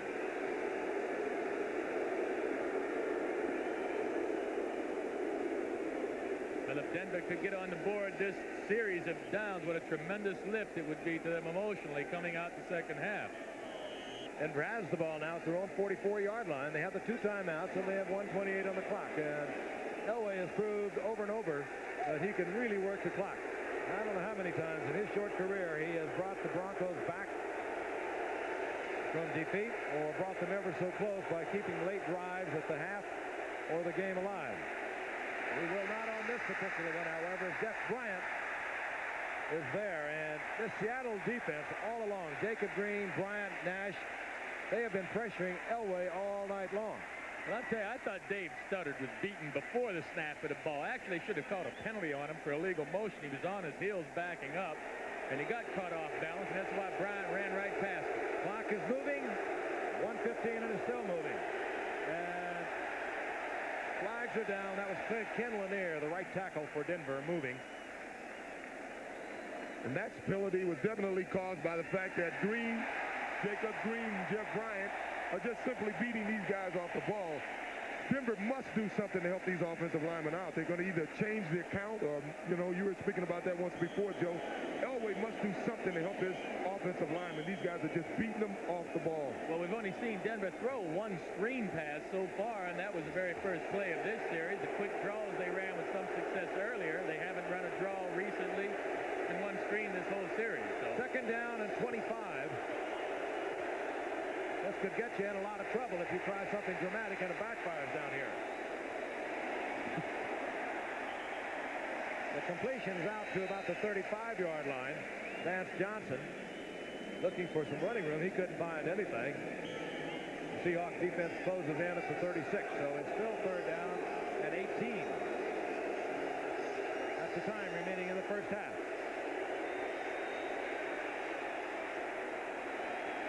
Elway gets the ball to Sampson.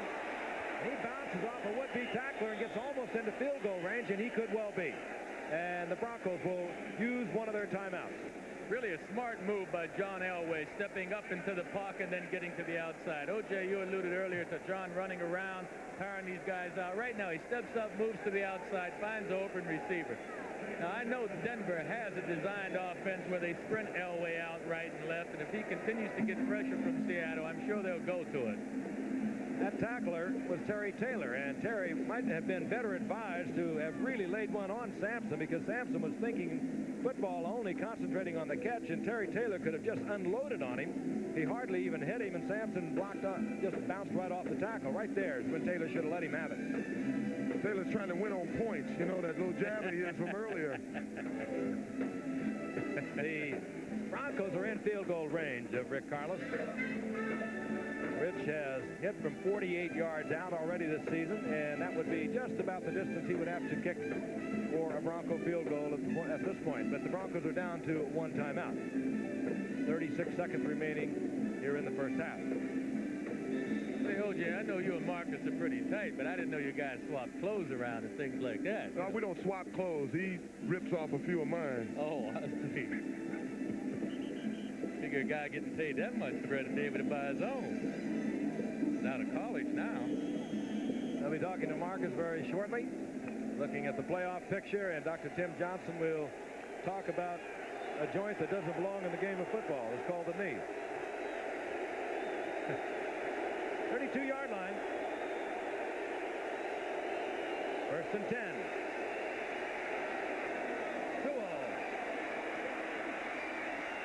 And the first-round draft pick out of Oklahoma to the 20-yard line. 12-yard pickup, another Denver first down. They, of course, have the play already called. They could try and get it into the end zone, but Elway will be very careful with it. They're well within field goal range now. In and out of the hands of Watson, a pass that perhaps could have been caught, but I don't think he could have come down inbounds had he caught the ball. It'll be second down and 10, 9 seconds on the clock. Coincidentally, we're talking to Marcus at halftime. Frank, you and I spoke of the fact that Steve Sewell reminds us both so much of Marcus. They have the same type of build. I think this kid is going to be a big star in this game pretty soon. #1 draft choice out of Oklahoma. 6'3", 210, and he was very versatile, like Marcus Allen. Not the big numbers that earned Marcus the Heisman Award, of course, but he was a good receiver and a good runner. Second and 10. Elway fired that one into Butch Johnson, and Johnson comes down with it inside the 10-yard line, but there are only 4 seconds remaining, and we'll see Carlos, who probably breathed a sigh of relief. He was considering one from 48 yards a while ago. Then he was considering one from about 37, and now he's going to have a relatively close shot. Now Denver has battled back. They were down 17-0. And Carlos, very accurate from in close. 21 of 35 for the season. The holder, the quarterback, Gary Kubiak. Wow, and he just did get it off. Terry Taylor was very close to blocking that one. 25-yard field goal by Rich Carlos. And the Broncos have drawn to within 7 points in a game they must have. We'll be back in a moment after this from our station. Saturday. What do you want for Christmas? It's a tough job. We have to place you in custody. But the fall guy has to do it. Please don't take Santa away. Then. Why don't you just lay it out for me, Katie? You need me, you use me, and you care about the payoff. When your street spy gets burned. Who could do something like this? Tears just aren't enough. Don't carry heavy guilt. You did what you had to do. For Lady Blue. All starting at 8/7 Central. Tomorrow. After 10 years, it seems suddenly to be everywhere. The movement against the artificially high price of watches. A revolution that has spread to over 50 million wrists. Armatron. Watches so beautifully made, so incredibly priced, it has quietly become the second largest watch company in America. Armatron, the revolutionary movement in watches. Recently, Car and Driver magazine chose the 10 best roads in America. Not the smoothest roads, or the fastest, or even the most beautiful, but the roads that offer the most driving fun per mile. Car and Driver magazine also chose the best handling car in America, the Porsche 944. The roads are waiting, and so is your Porsche. There's never been a better time to buy a Porsche 944. I'm Harold Green. Coming up on Eyewitness News following our presentation of City of Angels, this is the last big weekend before the Christmas holiday, and that means for a lot of people, it's party time. For the CHP, they're getting ready for all of those partiers. They'll have the drunk driving roadblocks out tonight. Also on our news tonight, Elmer Dills takes us out for Russian food. We'll continue our special tour of the Amazon River Basin and the unusual people who live there. Also tonight, we'll see a ballet immortal perform a Christmas classic. We'll find out what the LAPD is doing to help the needy at this time of year, and we'll spend some time with the men and women who spend their holidays traveling the roads to keep us well-stocked in consumer items that we simply can't live without. Our rock profile tonight is of an all-female band who has a lot of fun performing and recording. The Lakers play Cleveland. The Clippers take on San Antonio. Ted Dawson will have those highlights, plus all the sports action. Dallas Raines will have the weekend forecast, plus he'll tell us how the weather will be on Christmas Day. All of that and a lot more on the news tonight. We hope you'll join us then. Save big in Europe Saturday at 7:30. Saturday on ABC's Wide World of Sports, U.S. Olympic boxing heroes continue to throttle boxing's pro ranks. Mark Freeland, quick hands and a good combination have served him well. Tyrell Biggs, he's shown he's got a heavyweight punch. Evander Holyfield, a relentless style that can rock any opponent. They're all undefeated and will face their toughest bouts to date. See them live on ABC's Wide World of Sports.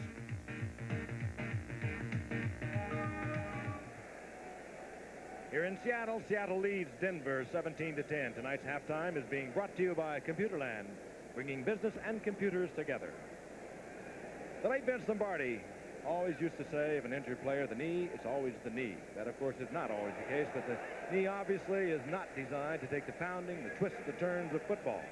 And ABC Sports did an informal survey of the 28 NFL teams that found that in 1985 alone, there were 110 injuries to the knee. 95 of those injured missed at least 4 games, and 79, or an amazing 7% of all players in the NFL, had knee surgery. Right now, here's ABC News medical correspondent, Dr. Timothy Johnson, with a look at the knee. It doesn't take a lot of imagination to understand why the knee of Homo sapiens is so vulnerable. It is often literally caught between the proverbial rock and hard place. The 200-plus pounds of the human body above and the hard, ungiving ground below. With the foot firmly planted and the body twisting, the knee literally has no place to go. Unfortunately, serious knee injuries seem almost commonplace in pro football. The list could constitute a pretty fair all-star team. Joe Namath, Gale Sayers, and last season alone, Kurt Warner, Billy Sims, and Kellen Winslow. But trauma to the knee is not limited to contact sports. It is a fact of life for all athletes, both serious and casual, from the champion marathon runner to the weekend jogger or exercise class devotee. The knee is basically composed of 3 parts: the bones of the upper and lower leg, the ligaments on the inner and outer side and a pair inside to hold the bones together, and the cartilages medially and laterally which act as cushions between the bones. Dr. Robert Leach, chief of orthopedics at Boston University School of Medicine, was team physician for the 1984 U.S. Olympic team. The knee's designed to go backwards and forwards like a hinge. It's not very good in rotation, and it's not very good in side to side. And if the ligaments are torn, obviously it gives way. There's no protection side to side or in rotation other than the muscles. Most severe athletic injuries involve the ligaments, either stretching or actual tearing. Treatment can range from enforced healing in a cast to major surgical repair. Recovery can involve many months of rehabilitation to rebuild and strengthen leg muscles that begin to shrivel within days of non-use. A ligament injury can be devastating to an athlete. not only does it take away stability, but unfortunately it can lead to further injury within the knee joint, a tear of the cartilage, sometimes tearing up of the joint, and you can end up with a joint that literally is deteriorated or destroyed. The more common injury for both professional athletes and weekend sportsters is the infamous torn cartilage. The diagnosis and treatment of cartilage injuries has been truly revolutionized by this instrument, the arthroscope. Inserted into the joint space, the arthroscope provides a direct look at the insides of the knee. Usually, this image is projected via an attached miniature TV camera onto a monitor. The great advantage of arthroscopic surgery is that it avoids the large incision and consequent prolonged recovery of traditional open knee surgery. In the spring of '84, Joan Benoit provided a dramatic example, winning the Olympic Trials Marathon just 17 days after arthroscopic surgery. A final word on prevention, which in the case of the knee means strengthening leg muscles that support the knee joint and doing warm-up and stretching exercises before athletic activity. However, given the nature of the knee joint, injuries are always going to be a part of the active life. Dr. Timothy Johnson, ABC News, Boston. Think of it. A computer store that understands that not everybody understands. We have classes on that. A store that helps the first-time customer make the best choice. That loves to show and demonstrate. See? That's all you do. But is content to hear you say, Thanks, just looking. sure it'd be hard to name a store like that. Except they took care of it almost a decade ago. Computerland, the one thing to know about computers. Sunday, he's a daring hero defying the odds. He'll mystify you with his brain and dazzle you with brilliance. MacGyver. Then, something for the boy who has everything. You can't buy a human being, Eric. Richard Pryor is the ultimate gift. All the kids will be hollering for me. And Jackie Gleason's got him. I love you! The toy. It doesn't even need batteries. All starting at 8/7 Central. Sunday.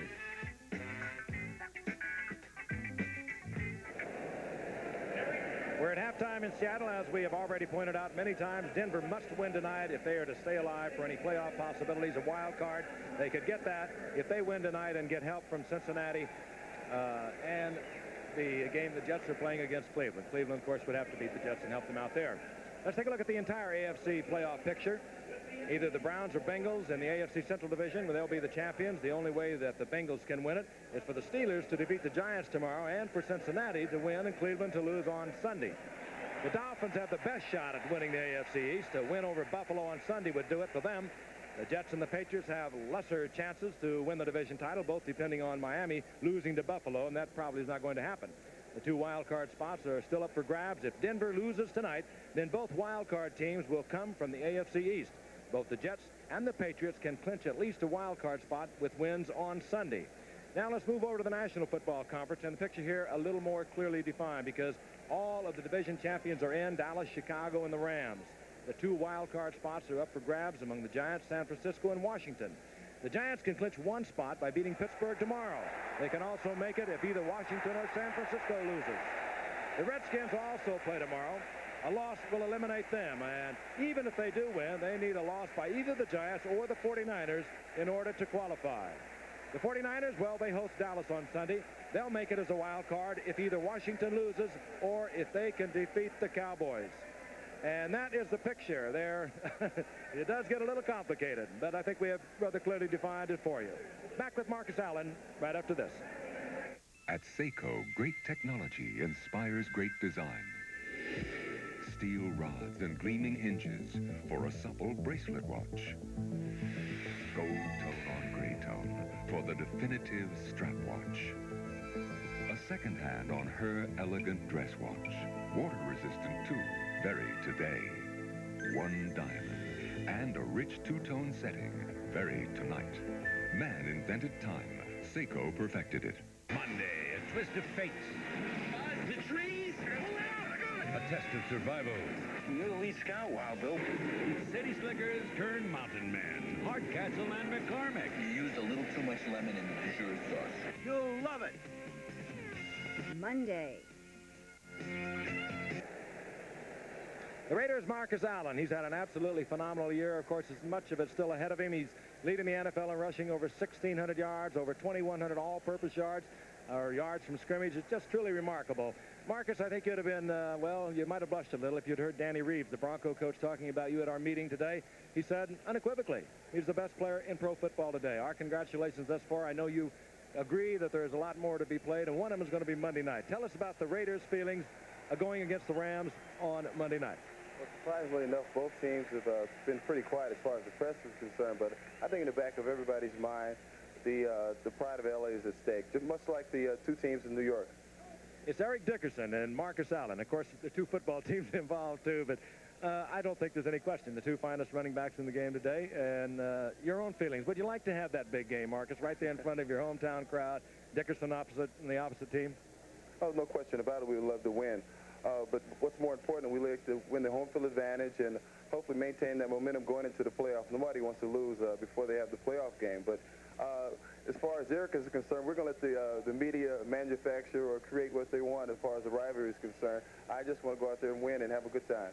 This might sound like a recruiting ad for USC, 3 generations of USC tailbacks, but I know OJ wants to have a word with you. The other generation, as we'll put it. Yeah, Marcus, I know you've always taken pride in being an all-around running back, but it's got to mean something to you that Sunday may be the first time that you'll be able to get a rushing crowd, and that's the way all us backs sort of rate one another. How important is it to you to win the NFL rushing crowd this week? Well, I try not to think about it, but everybody brings it to your attention, and it's something I would love to do because I think in the existence of the Raiders, nobody's been able to achieve that, and I would love to be the first person. Now, you gave the diplomatic answer before. I know when I played ball, when Walter Payton was on the other side of the line of scrimmage and Mercury Morris was over there, it always made me play just a little bit more. It's got to be a sort of a feeling for you to be thinking that there's Eric Dickerson. He's the guy that everyone says is the best pure runner in the game of football. And you also, by the way, can tie Walter Payton's record for 9 consecutive 100-yard games. Yeah, that's right. So you can't tell me it doesn't really kind of jug you just a little bit that Eric is on the other side of that line of scrimmage. Not at all. I'm not going to be thinking about that. Just to be mentioned in the same breath with a Walter Payton and Eric Dickerson and possibly equaling the record is something to be proud of. You're a troublemaker. I'm not going to answer any more questions.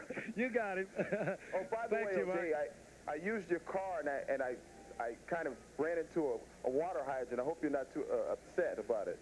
I'm going to tell Nicole to change the lock on my closet also. Guarantee it wasn't his Hertz car. We'll be back at the Kingdom right after this message. Tuesday. Is this any way to run a business? I don't believe this. You think it's easy doing nothing all day? Is that any way to be partners? Scary being the object of so much desire. Love. Is this any way to have fun? No. Moonlighting. Tuesday. An ABC News brief brought to you by Midas Muffler and Brake Shops. Now from Washington, Ted Koppel. Good evening. An FDA advisory panel tonight endorsed further experimental use of the Jarvik 7 artificial heart, but called for closer observation of the procedures. The decision came after some criticism that the device causes excessive suffering because of problems with strokes and bleeding. Weary congressmen and senators have adjourned the first session of the 99th Congress. After some frightening moments, the gunmen who yesterday took over a French courtroom have released their last hostages and surrendered. Senator Edward Kennedy, who yesterday bowed out of the 1988 presidential race, today said he would still like to be president. We'll talk to the senator later tonight on Nightline. Now this. For mufflers, brakes, and shocks, more people trust Midas with their cars and trucks. Some even trust us with their homes. Trust the Midas touch. More news later on this ABC station. And now another holiday tale from Federated. Poor lanky bunkers was lost in the holiday rush looking for home entertainment. Yeah, I'd better get a television or something. Oh, if only he'd known about Federated. Oh, maybe Lanky should get this 19-inch diagonal color TV for $149.81. Well, I'll pay. And Lanky found Federated and all of his holiday dreams came true. Oh, golly. Thanks, Federated. McDonald's new McDLT could be the best tasting lettuce and tomato hamburger ever. Cool, crisp melty, in perfect harmony. So you taste the hot, you taste the cool, the way it's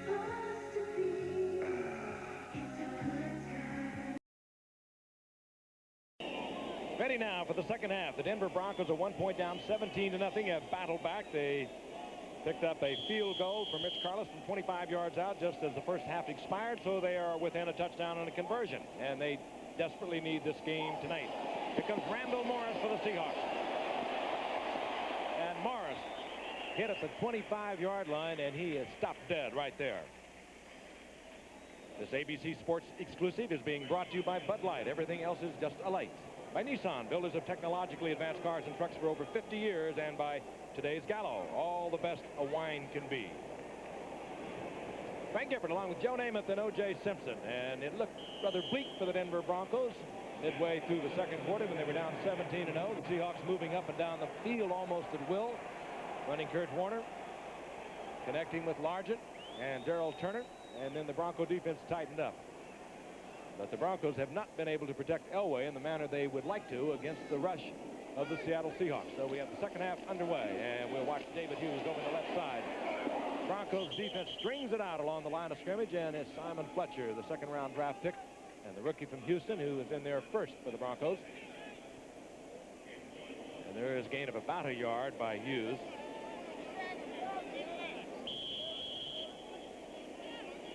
That may be the change the Broncos need to stop this Seahawks attack. They put their fourth lineman in there, Simon Fletcher, only played 3 linebackers that time. So I think they're going to try and stop the run with the 4 linemen and try and put more pressure on him with 4 down linemen. And there they are again in the 4 down line position. Second down and 9. Craig holds it to the last possible moment.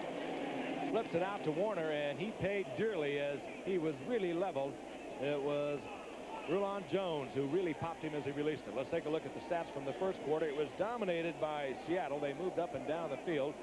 Of course, one of them, a 41-yard touchdown pass from Craig to Darrell Turner, one of the big plays. And then let's now dissolve it, and we'll come to the halftime stats in just a moment as we'll watch the third down and 9 down on the field for the Seahawks. 4 wide receivers. Scansey is in there with Turner and Largent and Byron Walker. Shotgun for the Seahawks. Craig. Largent, yes. And you couldn't cover it any better than Louis Wright covered it. Again, it's that timing pattern we showed you on a split screen in the first half. Craig releasing that ball just as Largent makes the cut to the outside. Just perfect. Yeah, I don't think any defense could have stopped this pass, even with good pressure. He got the ball on so quickly and threw it so perfectly that you were right, Frank. That was good coverage, too. He's right on the thing. It's just a fine pass. Good timing. Louis Wright used to play junior college ball, Bakersfield College, went over to San Jose State, #1 draft pick, and back in the Pro Bowl, and this is his 11th year. There's Warner in the flat, and Warner works to the 45-yard line for a gain of 3. It'll be 2nd and 7 as Harden was there with Dennis Smith. Dennis Smith also heading for the Pro Bowl in Hawaii, February the 2nd. You saw the first quarter stats a moment ago, and this is how Denver came back, and they actually had the lead in total yards. And if it wasn't for Elway's ability to improvise, that 174 in passing yardage would be about 24. And he has been under constant pressure. Second down and about 6. And again, Craig has to dump it off, and he gets it to Warner. And Warner is hit and nailed there first by Dennis Smith. But Craig held it as long as he could, and he finally had to release it in the flat. Jim Ryan was also out there, the outside linebacker, in on the stop. And it'll be third down and a long 6. Well, that's 2 plays in a row that Denver did what you suggested, Joe. They got a few extra men up to pass rush, and they were smart. They double-teamed the outlet pass, which is Kurt Warner, because, of course, they are aware that it's pretty difficult for one man to tackle Kurt Warner in the open field. Correction, is third down and 9.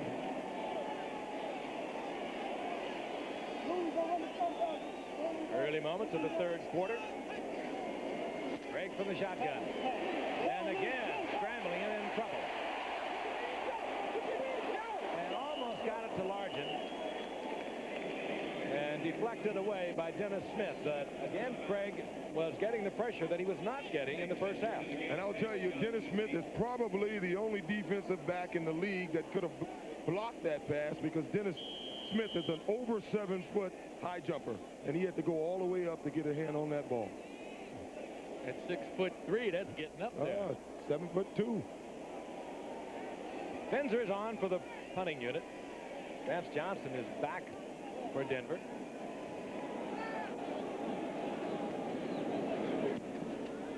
Fine kick by Fenzer, a beauty. And Vance Johnson lets it go into the end zone, and the Broncos will have it at the 20-yard line. The Broncos with their first possession of the second half coming up. 57-yard punt by Fenzer. You can count all the NFL players from Milton College on one finger. So they didn't give me very much of a chance at all. The Achievers, those who faced adversity and refused to fail. Brought to you by the U.S. Army. Many scouts said Seattle's Dave Craig didn't have the college credentials to be an NFL quarterback. They forgot to tell Dave Craig he couldn't cut it. You'll never know unless you try. I mean, you're only hurting yourself. If you don't go out there and give yourself a chance, see if you can compete, you'll never know. Alpha team, aggressor tank spotted. In a battle drill, you need horsepower, firepower, people power. That's teamwork. Moving tank, Greg Brooks, 2000. This team uses a computer, thermal sight, laser rangefinder. Yeah. When we win, the whole tank wins. The whole team wins, not just one person. Find your future in the Army. The men, Marcus Allen, Eric Dickerson. The matchup, the Raiders and the Rams. The event, the season finale of ABC's Monday Night Football. Denver, their first possession here in the second half. A secondary of the Seattle Seahawks that was troubled coming into tonight is hurting even further because Paul Moyer, who had been filling in for an injured Kenny Easley, went out, pinched the nerve in the neck. He will not be back, and the Seahawks are down to, well, they're down to 6 men in the secondary. One of them is rookie Gene Robinson. He is in there.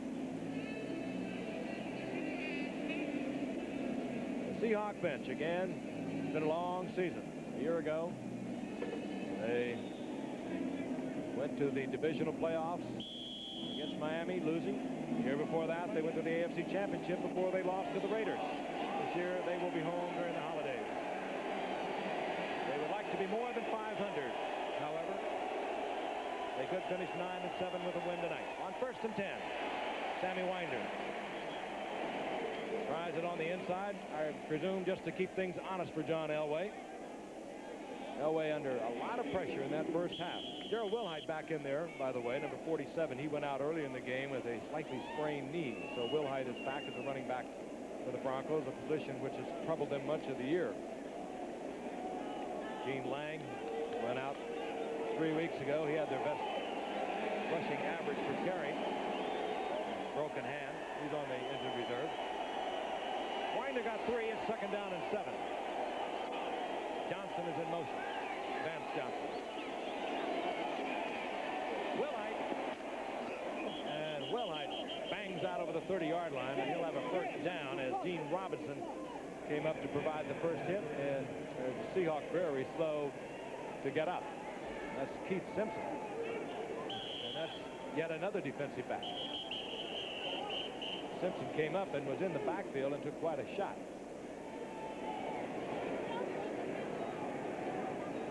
But I was just talking about the problems they have in that secondary with Ken Easley unable to go. His replacement went out in the second quarter. Let's take a look at it again. Just a power sweep. That was Simpson right there. The lead block provided by Sammy Winder. So Simpson has gone to the sidelines.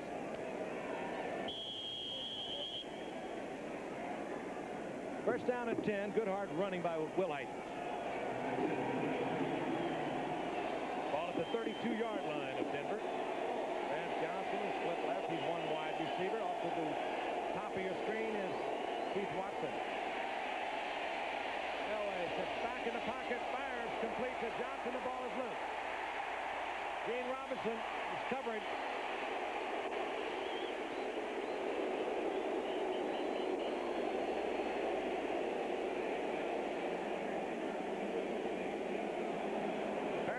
never had control of the football, that he was really given a shot. Let's take a look at it from the reverse angle. You get a better picture of it. Here it is, the camera across the field, and we have used that so efficiently. There you'll see it. It looked like he had control of it. Of course, that was a little slower than it was in actual speed, but it certainly looked like he had control of the ball and was trying to shift it under one arm when he got hit. John Harris provided the hit, and Gene Robinson covered it. Maybe we'll go back and play at irregular speed. 2nd and 10. Wilhite. He's out over the 45-yard line to the 46, and it is a Denver first down. Now, you're looking at a frustrated Jeff Bryant. He saw that play coming. He didn't overrun the play, and unfortunately, they got position on him, and they got a good gain out of it. Let's go back and watch that play a moment ago in irregular speed. Elway fires the shot. And there's the hit. It happened so quickly, and the official was right there. He ruled there was no control as John Harris really provided a hit for Vance Johnson. But that was really a questionable call. 48-yard line. Denver keeps it alive, 1st and 10. Oh! They have the offensive line set up to make Mark Cooper eligible. Oh! Coach Reeves pulling out some stops. And, of course, he would have had to have identified himself. That's right. You know, I guess they're about willing to do anything in this third quarter to get things going. In the past, I'm not big on statistics, but in the last 8 weeks, Denver's been outscored 54-0 in the third quarter. I would think that'd be reason enough to do something different in the third quarter. Extra special, huh? That should get your attention. The first down is inside the 40-yard line. Sammy Winder works the left side down to the 35-yard line. He'll get 3 out of that. Broncos have a drive going now, kept alive by a couple of fine Wilhite runs. And a questionable call. And a shot to the offensive guard, who was turned into an offensive tackle, back to an offensive guard, and became a receiver, Mark Cooper. Fast-moving third quarter. Nearly 7 minutes have expired already. Winder, the single setback. Watson is split to the right, top of your screen.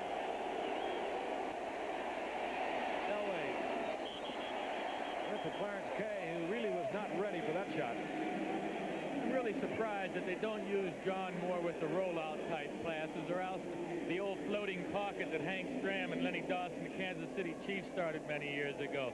Start to drop back straight and then float to the right or to the left. He moves around so nicely back there, and he can take it upfield. I think they should be utilizing that more often than they have been. 3rd down and 7 for Denver. 35-yard line of the Seahawks. And again, keep reminding you, it's a game that Denver must win if they are going to have any chance at all to be in the playoffs. Elway rifles a shot. It's complete. Clint Sampson is there. Now they say no. He had it right in there. Elway paid for it. With Harris on the hit again of Clint Sampson. Take a look at it from the end zone.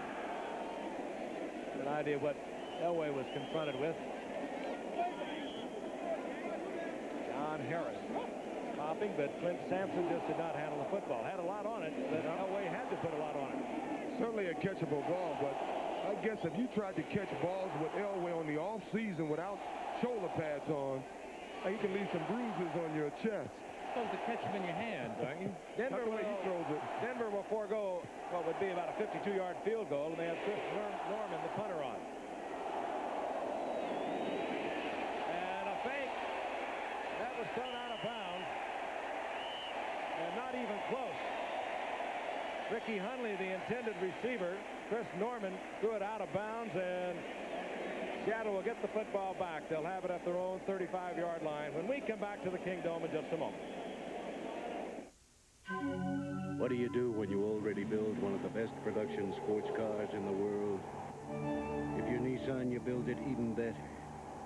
You widen the track, reduce air turbulence, dramatically improve its already legendary handling and performance. No wonder Motor Trend magazine called its new 300ZX the best all-around Z car ever built. When you're talking performance, the name is Nissan. Give me a light. No, Bud Light. If you just ask for a light beer, Thanks. you never know what you'll get. Nah, give me a light. No, Bud Light. So if you want the less filling light beer with the first name and taste, don't just ask for a light beer. Give me a light. Ask them to bring out their best. Bud Light. Bud Light. Because everything else is just a light. The American Express card buys Chinese food, rental cars, compact discs, theater tickets, ties, hotel rooms, toys, airline tickets, cruises, VCRs. But at times like these... Everything was in that bag. My American Express card, everything. Don't worry. Let me have your name. The card is worth much more than what it can buy. Yes, we can get you a new card in 24 hours. The American Express card. Don't leave home without it. The Gator Bowl, December 30th. Florida State tangles with Thurman Thomas and Oklahoma State. The Sugar Bowl, January 1st. Second-ranked Miami with hopes of a national championship meets number 8 Tennessee, only on ABC. When you don't have a field goal kicker that can kick up to about 55 yards, you get yourself in a lot of trouble. And Carlos, his career best was 50 yards, so Dan Reeves decided to let Chris Norman put it up for grabs, and Ricky Henley put on quite a show. He was trying to keep his feet in bounds, but he was out of bounds by a couple of yards. Carlos's best 2 career field goals have been only 50 yards, and he's 0 for 5 from 50 yards or more this season. Kurt Warner, left side. Good running by Warner. Warner's out to the 43-yard line. He'll get 8 out of that. It'll be second down and 2. Midway through the third quarter, the Denver Broncos in a must-win situation with the Seattle Seahawks. There is no tomorrow for the Broncos if they lose this one tonight. And automatically all the 3 AFC contenders in the East would become in the playoffs. The division pushed up for grabs on Sunday. Second down and 3. Rick Parrott, the former Denver Bronco, is in the backfield for the Seattle Seahawks. This is Parrott. And Parrott, who was working for the Broncos at the beginning of the season, went on injured reserve. They tried to bring him back, and Seattle claimed him. Gets the first down for the Seahawks at the 49-yard line. Let's pause 5 seconds and allow our stations to identify themselves. KBC TV, Channel 7, Los Angeles. Frank Gifford, Joe Namath, O.J. Simpson. Watching a game that almost got out of control for the Denver Broncos when the Seahawks went up 17-0 midway through the second quarter. It is 17-10 now. In the must-win game for the Denver Broncos to stay alive for a playoff spot. First and 10 Seahawks. Kurt Warner dancing and juking at the line of scrimmage and gets to the 47-yard line. A gain of 3. It'll be second down and 7. There is our scoring summary. Greg with a perfect shot to open it to Darrell Turner. That made it 7-0. Then Johnson from 29 yards out to make it 10-0. Then it went 17-0 before the Broncos really got untracked. Second and 7. The Seahawks on the Broncos 47-yard line. Kurt Warner, or rather Rick Parrott, with a good block out front. Kurt Warner with a fine block. Parrott cut it back, ran into the traffic, and was held to about a 3-yard pickup. It'll be third down and 3. Well, it appears the Seahawks have changed their offensive philosophy here in this drive. They haven't even tried to pass the football. They're trying to run the football at Denver right now. A little of Chuck Knox's old philosophy of ball control, ground chuck. You can call it 3 yards and a cloud of astroturf here. 4 wide receivers. Trying to come back was Largent. He would have been short of the first down in any event, so we will see the punting unit for Seattle. Largent, if you were not with us earlier, did a lot of things tonight. He became the 5th player in NFL history to reach 10,000 yards receiving.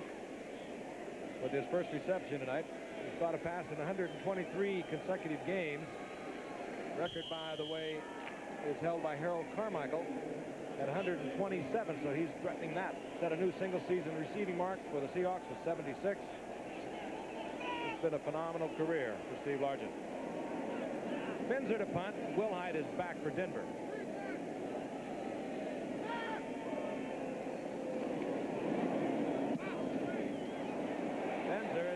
the corner. They'll catch some of it. They'll mark it inside the 20, and they'll mark it close to the 13-yard line. Now they walk it out near the 15. The crowd doesn't like it.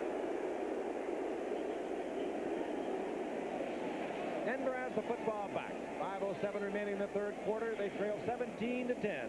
We'll be back in Seattle in just a moment. Honey, you finished Patty's present. Now get some rest. Rest? Not with this cold. On top of my cough, I'm sniffling, sneezing, aching, feverish, and my head's stuffy. Sounds like you need a present. NyQuil? NyQuil will make you feel better, so much better. I can rest. And tomorrow you can help our birthday girl decorate.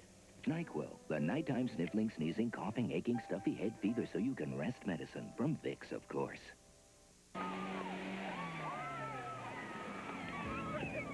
Hotshot! Race you back to the start. Okay, loser buys. There's something about a Nissan 4x4 that makes turning it off just about the toughest thing you can do. Nissan calls it electro-fuel injection, independent front suspension, and a tough box ladder steel chassis. You just call it outrageous performance. Who won? Who cares? For an unbeatable 4x4, the name is Nissan. What is the secret of a truly fine sparkling wine? It is the bubbles. Tiny bubbles like these. The smaller the bubble, the better the bottle. This is Riuniti Spumante, a superb sparkling wine from Italy. An elegant sparkling wine with more taste than champagne. Our tiny bubbles will convince you. Riuniti Spumante. More taste than champagne. Sunday Richard Pryor is the ultimate gift in the toy. It doesn't even need batteries.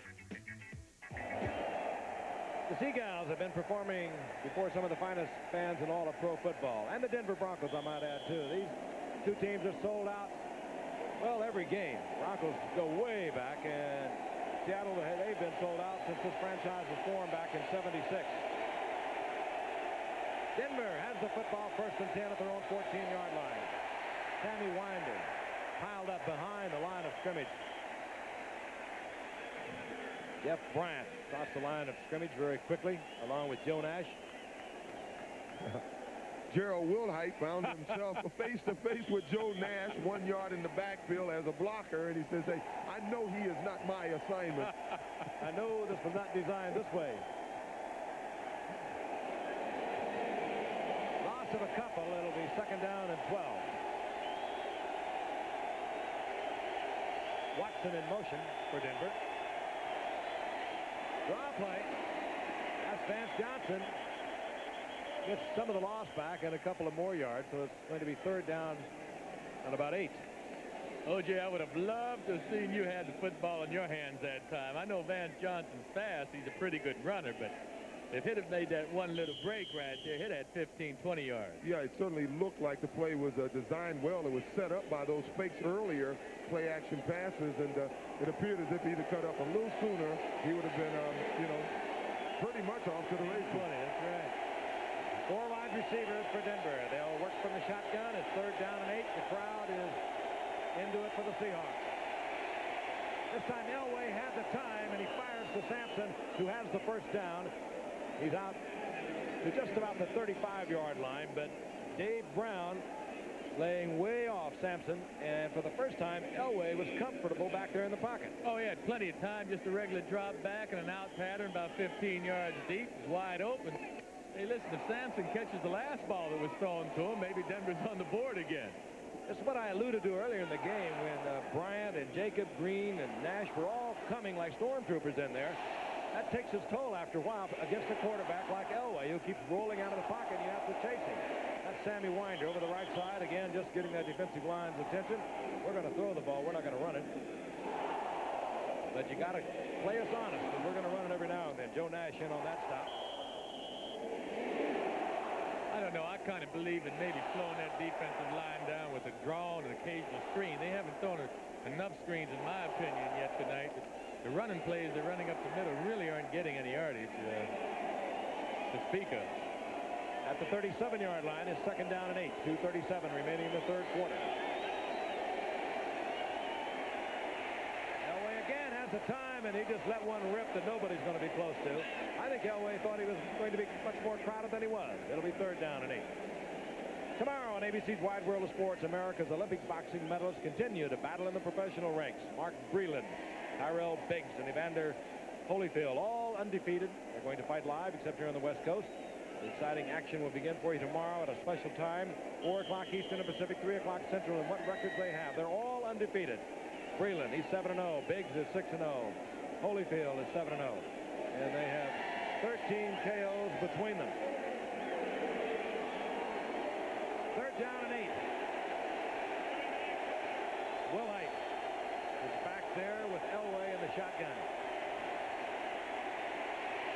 Elway, Butch Johnson, and the former Dallas Cowboy and Houston Oiler comes down with it at midfield. First down yardage for Denver. Yeah, but if they keep waiting until third down to get these passes in, it's going to catch up to them. The last 2 series of downs, they've had to make the big play on third down. You're not going to make a living that way. You know, Joe, it is Denver football, though. You watch them, and I said it earlier, they just keep you hanging by your toenails, your fingernails. You keep biting them, and somehow they're always scrambling. Somehow, at the end of every game, with rare exception, they are in it. Well, if they run it up the middle on first down this time, I'm going to throw a flag. All right. Midfield, 2:21 remaining in the third quarter. Seahawks leading 17-10. First down and 10, Denver at midfield. This is Wilhite. Another Denver first down at the 37-yard line. Bruce Schultz and Terry Taylor defensively there. Little play action fake intended to show Seattle that they were going to bring it up the middle, and then Elway with a little half roll. That's what you were calling for earlier. I love it. You know, I'd like to see who'd get tired first, Elway rolling out or that defensive line chasing him. Well, on that play, it showed that the defensive line was a little tired because Jacob Green had a bead on Elway, but his legs just wouldn't support him. He just fell right down. I think the jury is in as to who is getting a little tired chasing John Elway. And it's those big 250 and 60-pound defensive linemen. Elway is 300 yards on the night already. 18 of 29. Fleetvicker. Elway looked deep. His deep man, Sampson, was not available, so he tried to go to Watson. Watson was well covered. Good defensive coverage on the part of the Seahawks all over the field. And a smart play by John Elway. You know, a lot of folks back home might not understand how good a play this was, both defensively and offensively. It was an interesting call trying to catch Seattle off balance. They didn't. Seattle played it beautifully, and Elway did not try to force the ball. He threw it away that time. So play didn't gain any yardage, but it was a pretty good play both offensively and defensively. Steve Sewell, the rookie #1 draft pick from Oklahoma, is in the lineup on second down and 10. Elway will go from the shotgun. Elway goes underneath the Sewell. He holds onto the football, but only gets a couple of yards out of it to the 35, and it will keep the Broncos and John Elway, who made a good move just to even get rid of that football. It'll keep him in deep pass situations. And I'm telling you, this defensive line of the Seahawks is beginning to show a little frustration. They had Elway on the run. They hit him. They knocked him down. They turn around, and it's a completed pass. Grant you just a few yards, but the pass was still completed. Jacob Green and Jeff Bryant looked at each other and just threw their hands up in the air. Elway is now over 4,000 yards total offense for the season. I told you earlier he is the leading rusher in the NFL among quarterbacks. Third down and 8. He'll do that to you. And that's remarkable. And Sampson bobbles the ball and is ruled incomplete. But that was kind of a special little effort there by Elway. And here we are again in the same situation we were the last time when Carlos couldn't try the field goal from 35 yards out, a 52-yard kick. Well, Frank, you said this was a special effort by Elway. In a sense, it's typically Elway because this is when he's at his very, very best, and somehow they got to design a way to get him to do that on a normal down situation. We need to design a way to get Sampson to hold on to the football. Again, Denver apparently not faith in Rich Carlos to hit it from 52 yards out. John Elway stays in on fourth down. And apparently they don't have a whole lot of faith in their punter, Chris Norman, to get it out of bounds somewhere down deep. Fourth down and 8. Wilhite Super call. Seattle had everyone covered deep. Wilhite was out there all by himself. Gets inside the 20-yard line. Great execution by the Broncos and a fine call by head coach Dan Reeves. And that play, Joe, worked because Keith Bishop, number 54, was able to get outside and block Michael Jackson, number 55. This is Jackson's responsibility. You'll see Jackson just go down right there at the line of scrimmage. That's a quick screen left. It was a quick screen all the way, and Keith Bishop did a nice job getting out there to block Jackson. And another scoreless third quarter for the Broncos, but they are definitely on the prowl. They have a first down.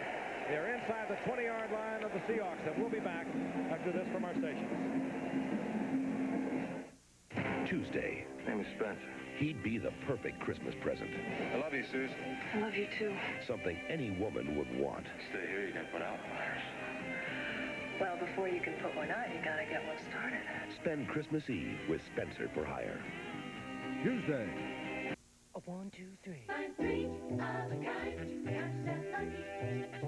Here's the ticket to make you smile. And no matter what your point of view, only three of a kind will do.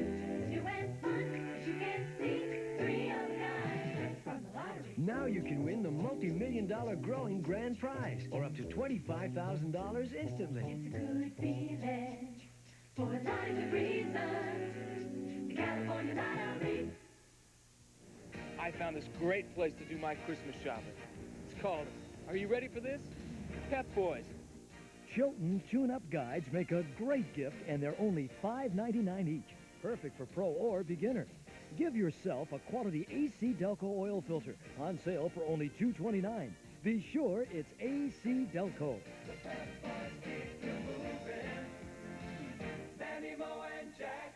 The three best helpers my Christmas ever had.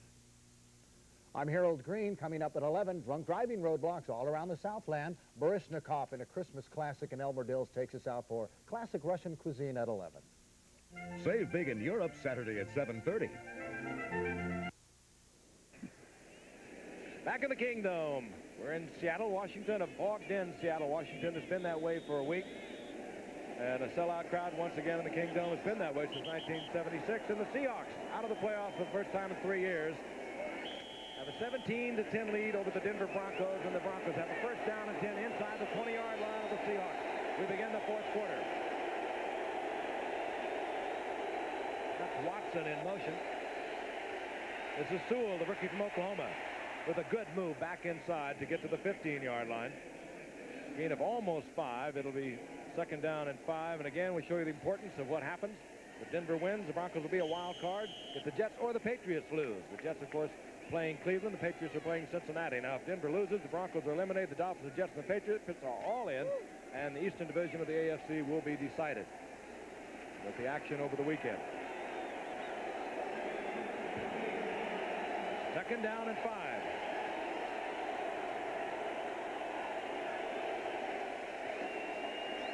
Elway into the end zone. That's Watson. They're saying no. And Steve Watson is not arguing, so it will be third down and 5. We may be beating a dead horse here, but it is amazing how Elway can throw that ball running the way he's running. I mean, that ball was still pretty much on the money. You know, he had a lot of practice at Stanford. Ran for his life there. Look at him again. He rolls out, and rolling this way, Joe, it's not the easiest way to throw the ball with that much velocity. It's the most difficult way to throw the ball for a right-hander because you have a natural tendency not to get the left shoulder under your chin. You have to use the left side. John gets his left side under his chin. That's the reason he has velocity on the ball. Third down and 5. Elway rifles a shot. Johnson.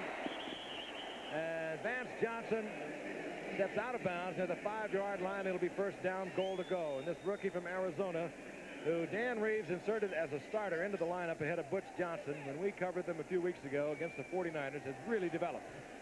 We talked about his athletic talent, his great speed, a 10.28 for the 100 meters, a world-class long jumper, but he's also a fine football player, all Pac-10 as a sophomore when he was a tailback for the University of Arizona.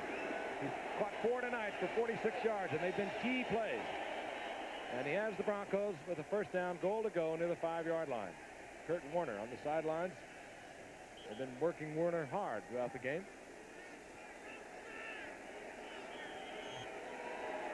Nathan Poole, 34. Steve Sewell, 30. The setbacks for the Broncos. Watson is in motion.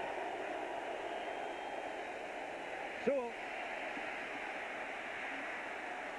And Sewell down close to the 2-yard line. Gene Robinson was there first for Seattle, and he picked up a little help from his friends. It'll be second down, goal to go. Broncos do not have a running back averaging over 4 yards a carry. And the running back with the best average is unavailable on the injured reserve. Gene Lang, their big fullback. Dan Reeves would dearly love to get him back.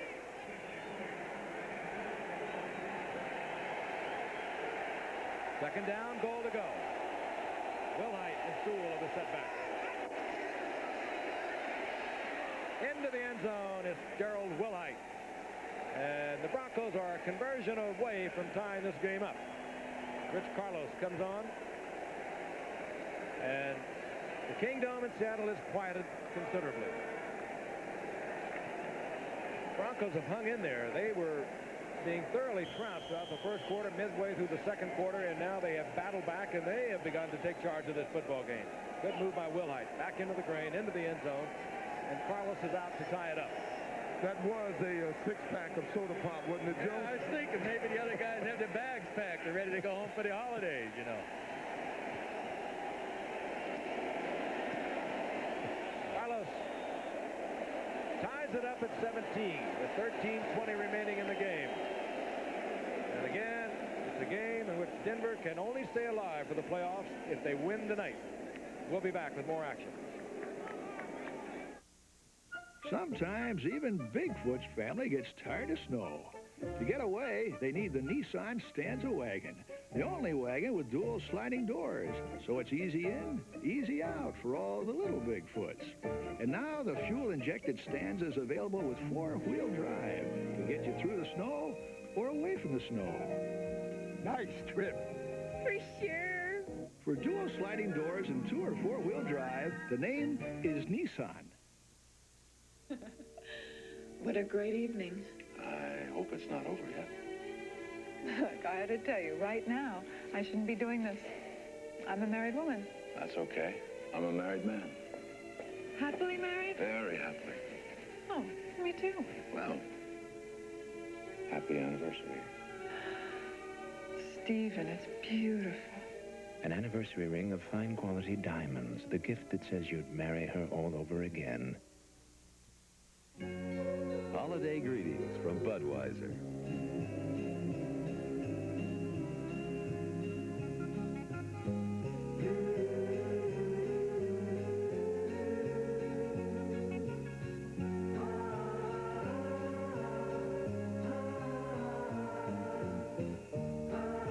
The people who bring you Budweiser wish you and yours the very best of everything this holiday season.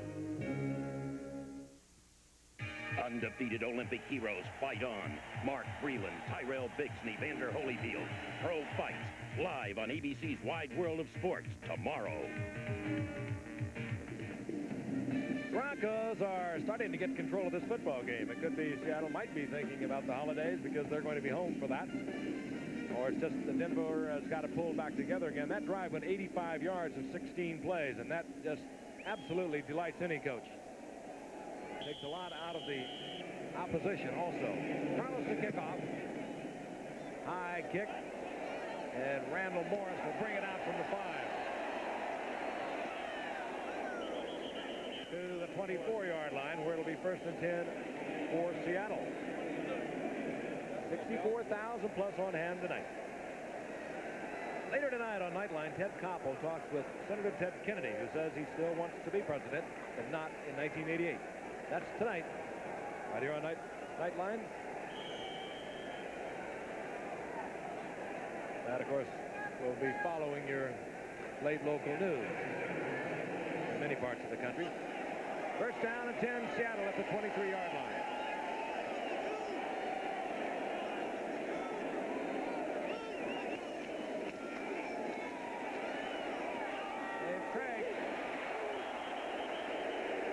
wide receiver Darrell Turner. Louis Wright and Tony Lilly were both there defensively for the Broncos. Now this Bronco defense was looking like a different defense than we watched throughout the first half.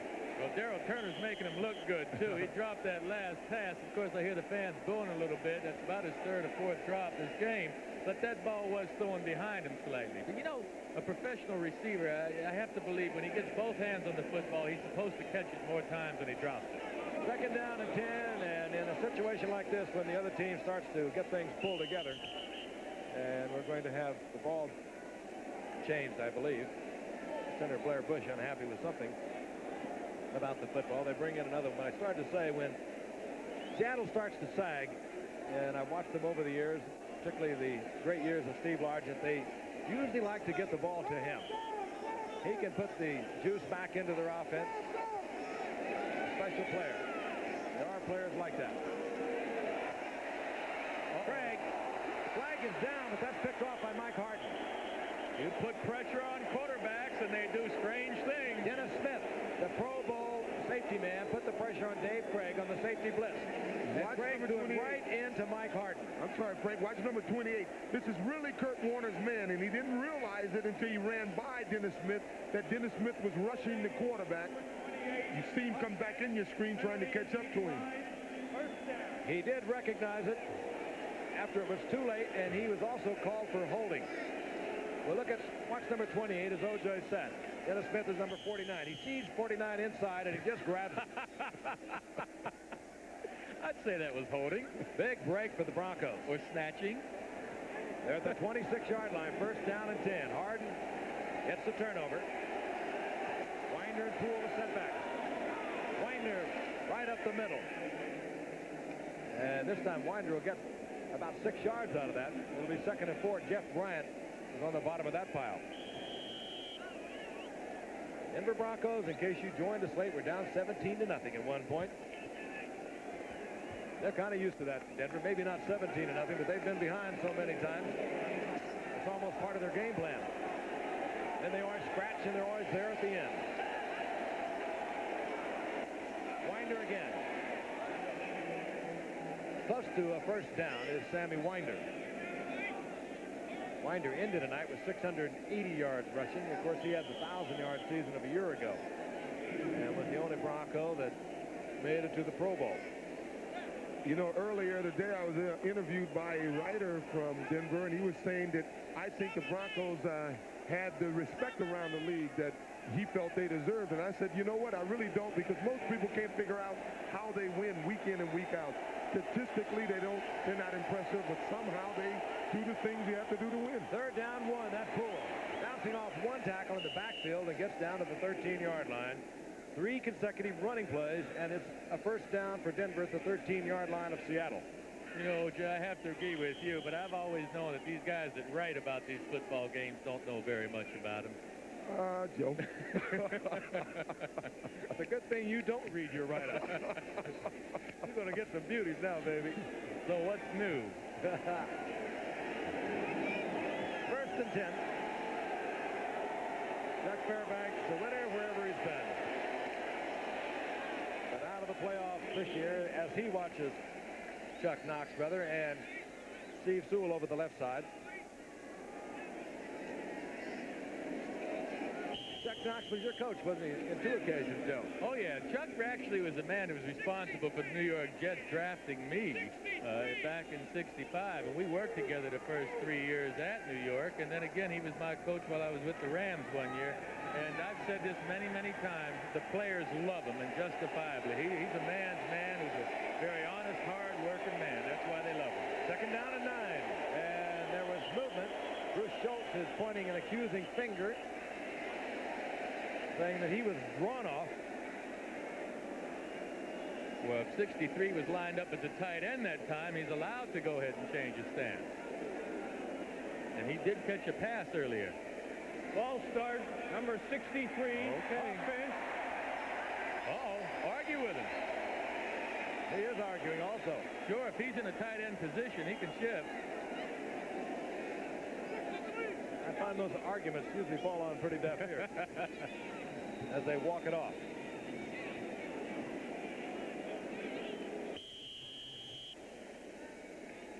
So now it'll be second down and about 17. I'll call it 18 as they have walked it off to the 16-yard line. Gerald Wilhite, single setback.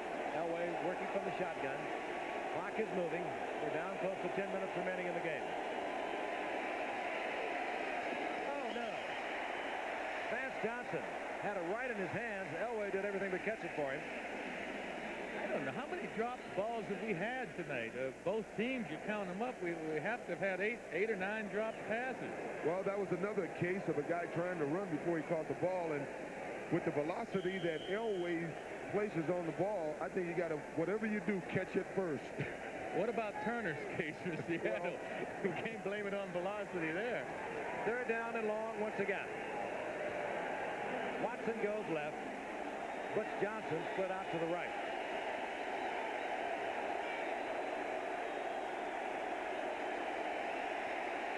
Elway looking into the end zone and throws it out of the back of the end zone. Clint Sampson was there. Steve Watson were both back there. And now we'll see Carlos to try and untie this football game.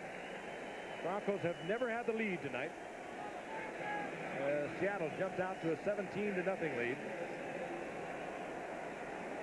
Seattle's defense has to feel really good about stopping Denver at this point. Denver had the momentum going this entire half, and getting the turnover in the field position that they did, just holding them to possibly 3 or possibly no points at all is a big tribute to the defense of Seattle. 34-yard attempt. Carlos was hit earlier from 25 yards out. He was 21 of 35 coming into tonight.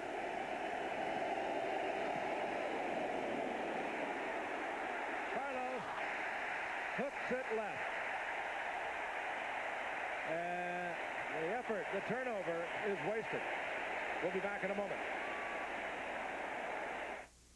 Sometimes I miss my girl so bad. I jump inside my Nissan King Cab. Across the hills, I take the shortcut into town. My King Cab tough as any truck around. Hey, boss, how about a lift? No room.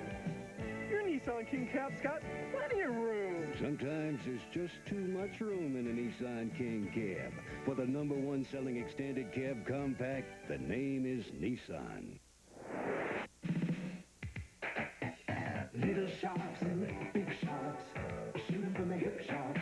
Night sharks, bright sharks, boogie through the night sharks. At Shark, we make everything from portable TVs to hi-fi video cassette recorders. Sneak sharks, chic sharks, anything you seek sharks.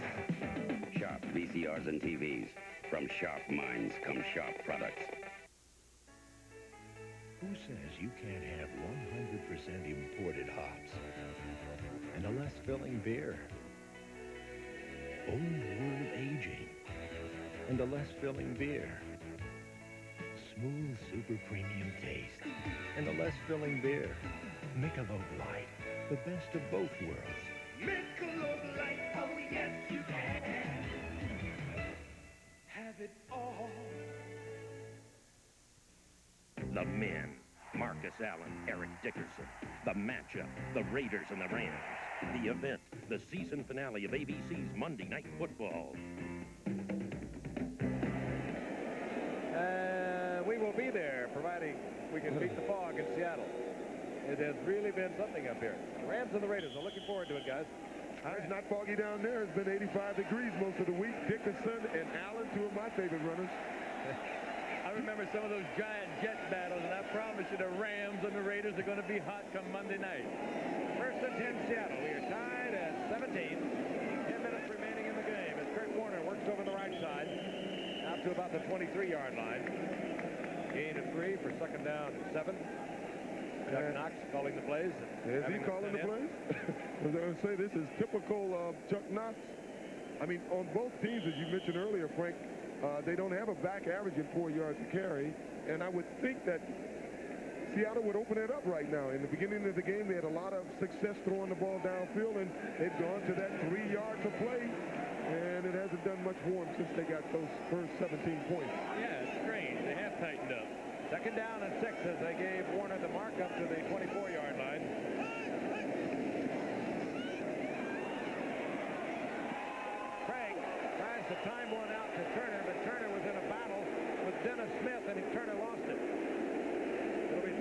and 6. Well, Turner had a semi-legitimate argument there. Dennis did get his hands on Turner about 15 yards downfield, which is supposedly a no-no. But meantime, if you're going to give Craig that kind of time back there to pass, he's going to complete one or two of them. They need to keep putting pressure on Craig if they want to stop the Seattle passing attack. Denver again needs to win tonight. And then they also need help on Sunday from Cincinnati. Cincinnati playing New England. And for Cleveland, who will play the Jets.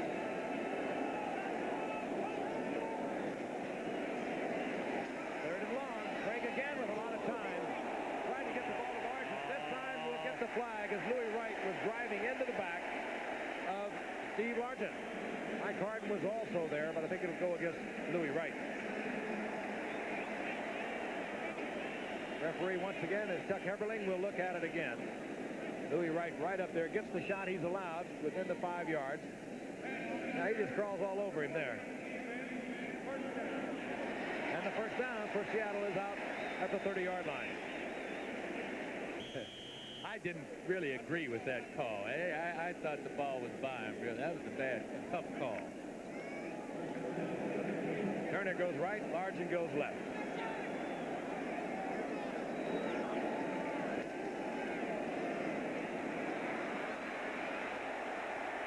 Craig out of the pocket and gets the first down to the 42-yard line.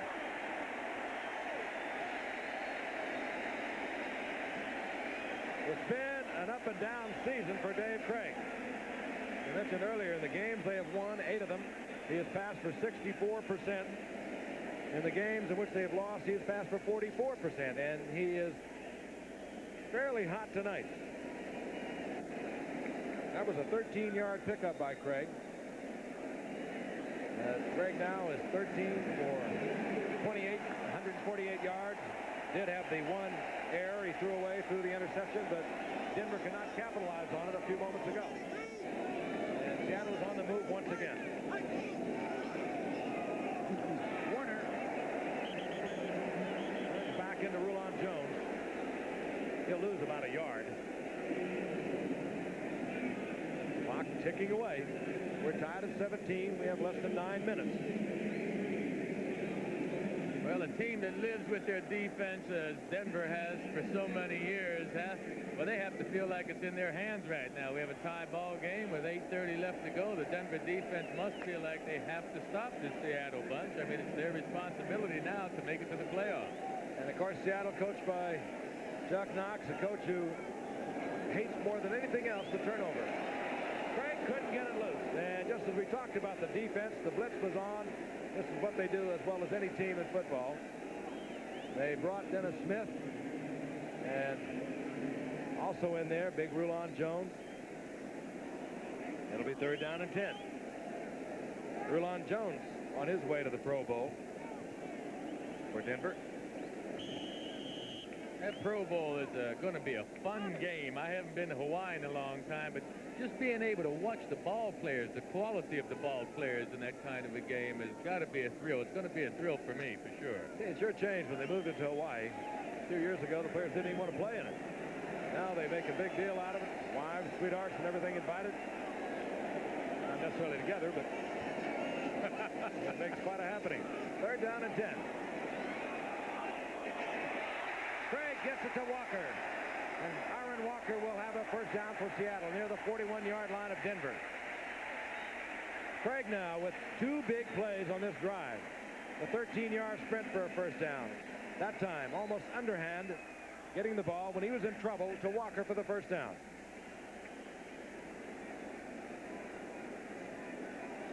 Just does get it in there. That one could have been picked off by Randy Robbins, or certainly deflected. He just could not quite get there. 1st and 10, Seattle.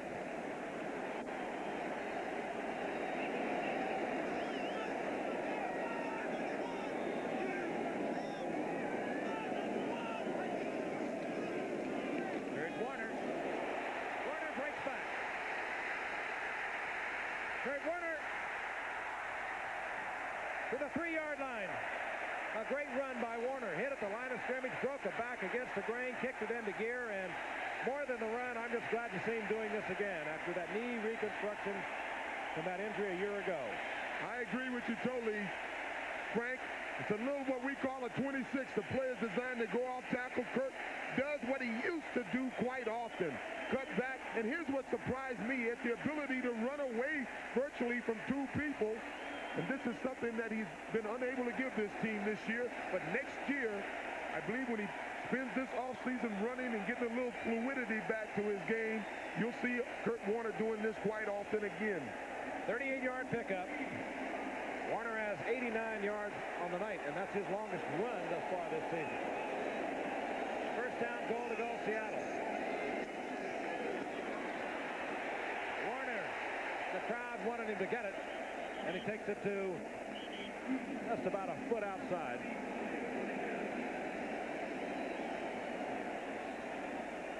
Warner came in as a rookie phenomenon in 1983 when he rolled for nearly 1,500 yards, averaging nearly 4.5 yards.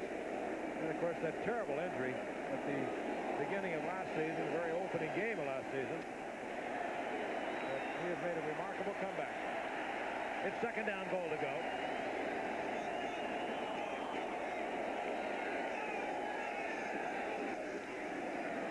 Warner. And he's held out of the end zone. That's reject city right there. Take this. How does it feel when you go over a pile like that and just, boom, sudden stop? Well, on this play, he didn't know exactly where he was going. He was running up to the line of scrimmage. I don't think he was thinking about jumping until he got there. And he got there, he had nothing to do. He tried to follow his fullback over the top, and nothing was there. Steve Busick was there, number 58, and he met him. There's a loss on the play of about a foot. Third down, goal to go. Denver can be very tough down here. Yeah, Ed, David Hughes shouldn't have jumped. Remember the 49ers?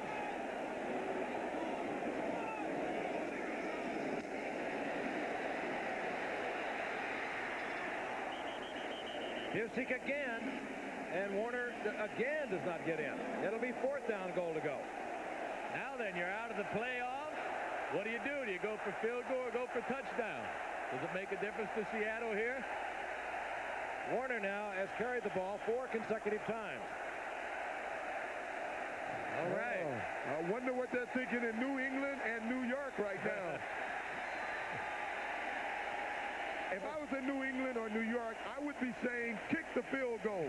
And even Miami, all three of the AFC East teams, if Denver loses tonight, have qualified for the playoffs. Fourth down, goal to go. They'll have to hurry to get it off. Warner, this time he's in. Listen to the crowd.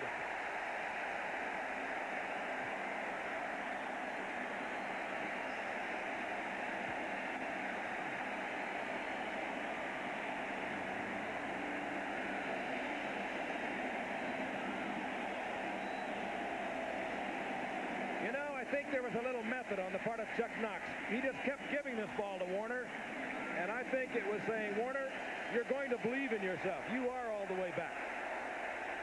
And he got it in. 92 yards now for Kurt Warner. And Norm Johnson on for the conversion. A lot of time remaining, 5:20.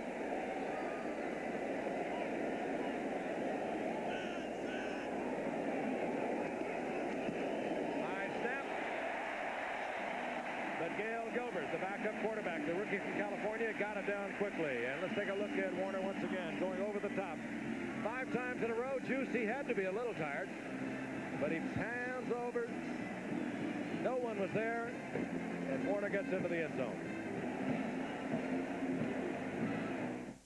My wife was having our second child, and so Anthony and I were on our own. And we went to the store, and I picked up a Bargain Baby shampoo, not Johnson's. I thought I was just helping out, but we used it, and Anthony got some shampoo in his eyes, and he began to cry. And I felt awful. They may say baby shampoo, but many bargain brands sting, irritate eyes. Only Johnson says no more tears. No more tears isn't just an ad slogan. It's very real. We're sticking with Johnson. Some safety equipment, special shocks and wheels. They're the only difference between this Nissan 200SX and this Nissan 200SX. 1985 SCCA Endurance Cup champ. Otherwise, they're identical. You get the same precise handling, the same advanced fuel-injected performance, the same race-proven dependability, no matter which 200SX you buy. Nice thing is, you want both. You only have to buy one. For championship performance, the name is Nissan. Pizza. Shouldn't it be on your table this Christmas instead of that ugly ham? Look at this. Green. Red. That's Christmas.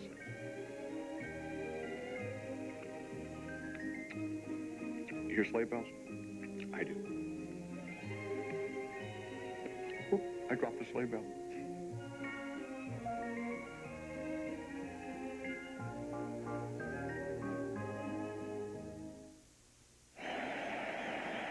Seattle, 80 yards in 11 plays. Kurt Warner going in from in close. And Seattle once again has the lead. Vance Johnson is back along with Steve Sewell, the two rookies.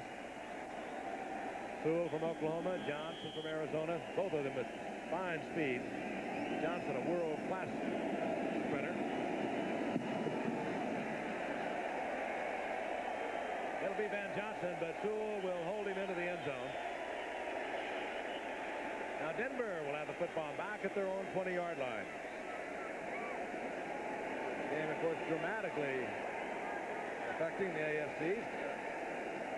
Miami, New England, and the Jets would all advance to the playoffs tonight with a Denver loss, and Denver right now with 5:15 remaining is 7 points down. Well, I hope they usually are in the games they play. I hope they don't run the ball up the middle. Right now, with 5:15 left on the clock, I know it's a lot of time, but John Elway, they ought to utilize his capabilities of rolling out, dropping back, sprinting one way or the other. Throw the football. Get back in the game now. Don't worry about running the ball. On first down. Elway, play action. Tried to get it to Kay. It's incomplete and almost picked off. It'll be second down and 10, and Terry Taylor struggling to get to his feet.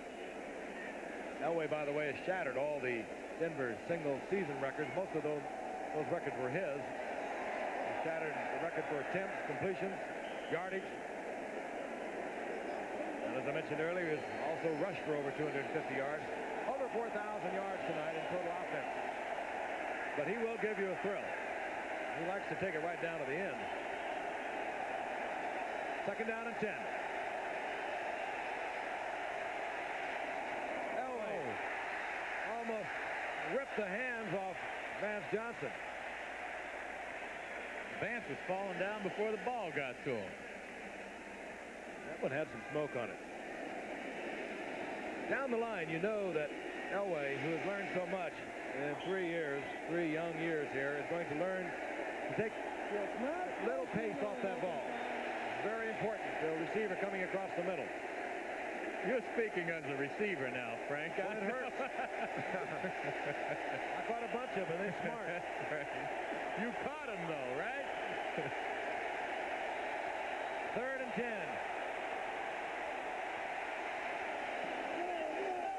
But Johnson. Yes. Seahawks were saying no as Johnson caught that ball. They were saying he trapped it out at the 33-yard line. The official right there, and it's first down Denver. And once again, the Broncos take it all the way down to third down and long yardage before they get it. Now there's a key catch by a veteran receiver, Butch Johnson, who might just be the clutch man in this game.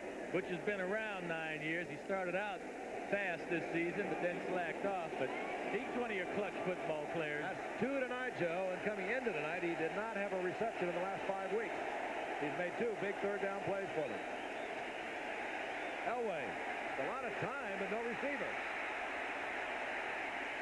Well, the linemen must be exhausted. They have got to be. All alone is Watson. Elway danced around back there for maybe 15 seconds. The defensive linemen were exhausted. He fired downfield to Watson, who knows Steve Elway. He didn't give up on him. Well, there's really not much to talk about. Well, there is. You know, when you give any quarterback this much time back there to find a receiver, he's going to find one that's open. And when you have a strong arm like Elway, he can get it 60, 75 yards downfield. And they just brought a new dimension to this game. Dances around there forever. You saw big number 79, Jacob Green. He'd been down twice and still trying to pursue him. And you can imagine how tired Jacob Green must be. And this guy will exhaust the defensive pass rush. Great effort by Watson to keep alive down there. Well, that was typical John Elway at Stanford. He'd run around and throw that ball 50, 60 yards downfield. Poor Jeff Bryant was beaming right down on Elway. And Elway timed his spin out of that perfectly. First down, goal to go. Winder battling down close to the 2-yard line. It'll be second down, goal to go. Let's take a look at Watson on that previous play.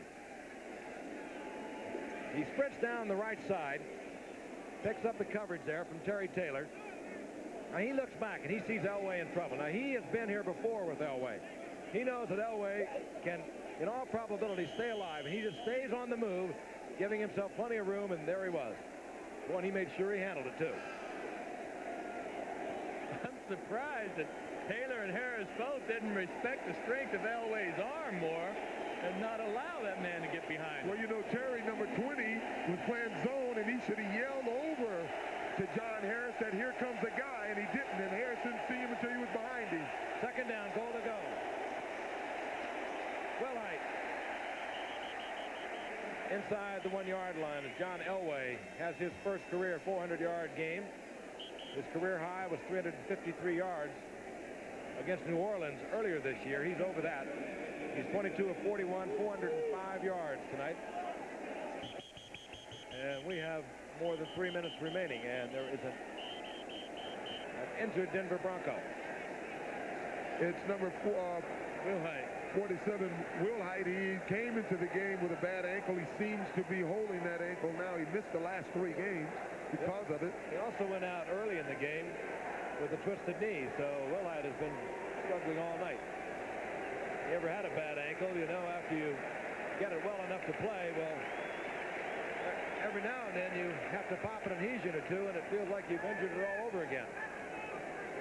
Now Wilhite looks like he's going to be all right. I think we'll see him again.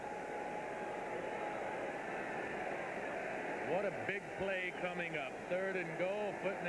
The season's on the line for Denver. And they're down at the moment, 24-17.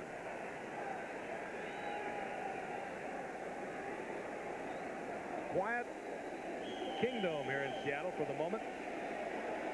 Now you'll hear it start to build.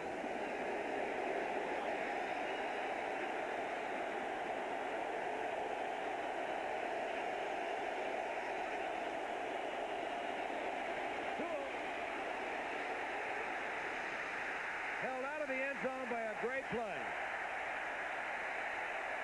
Sheldon Robinson, who was a starter at inside linebacker for the Seahawks a year ago, lost his job to Freddie Young. He just made a great play for the Seahawks. It's really an interesting call here because this is the only type of play when you know you're going to go for it on 4th down, another yard to go, that you can lose yardage on a running play.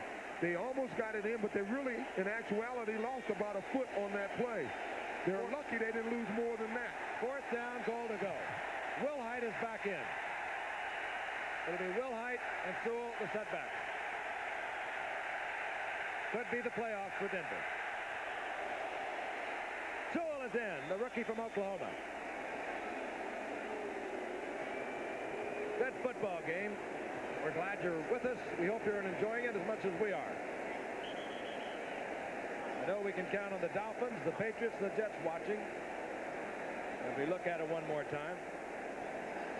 Got a good lead block from Wilhite.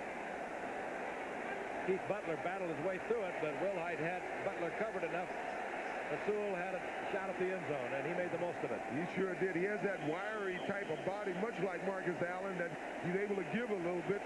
A stockier guy may not have gotten into the end zone on that play. Carlos to tie us up once again.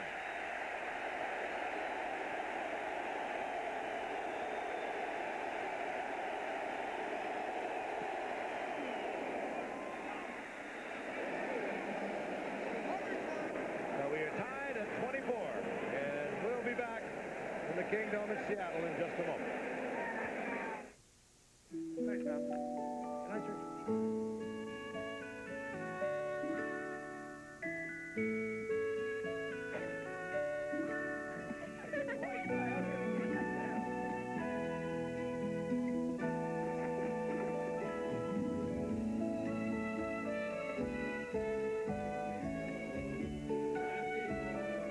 Holiday greetings from Michelob. Wrap me in gold for Christmas. Who but Zales could do it? With 50% off every 14-karat gold chain and chain bracelet. Christmas essentials. Tricolor mesh and braided herringbone from $99. New herringbone V's from $159. 50% off all 14-karat gold chains and chain bracelets from Zales Jewelers, leading with style. Zales, you're gifted.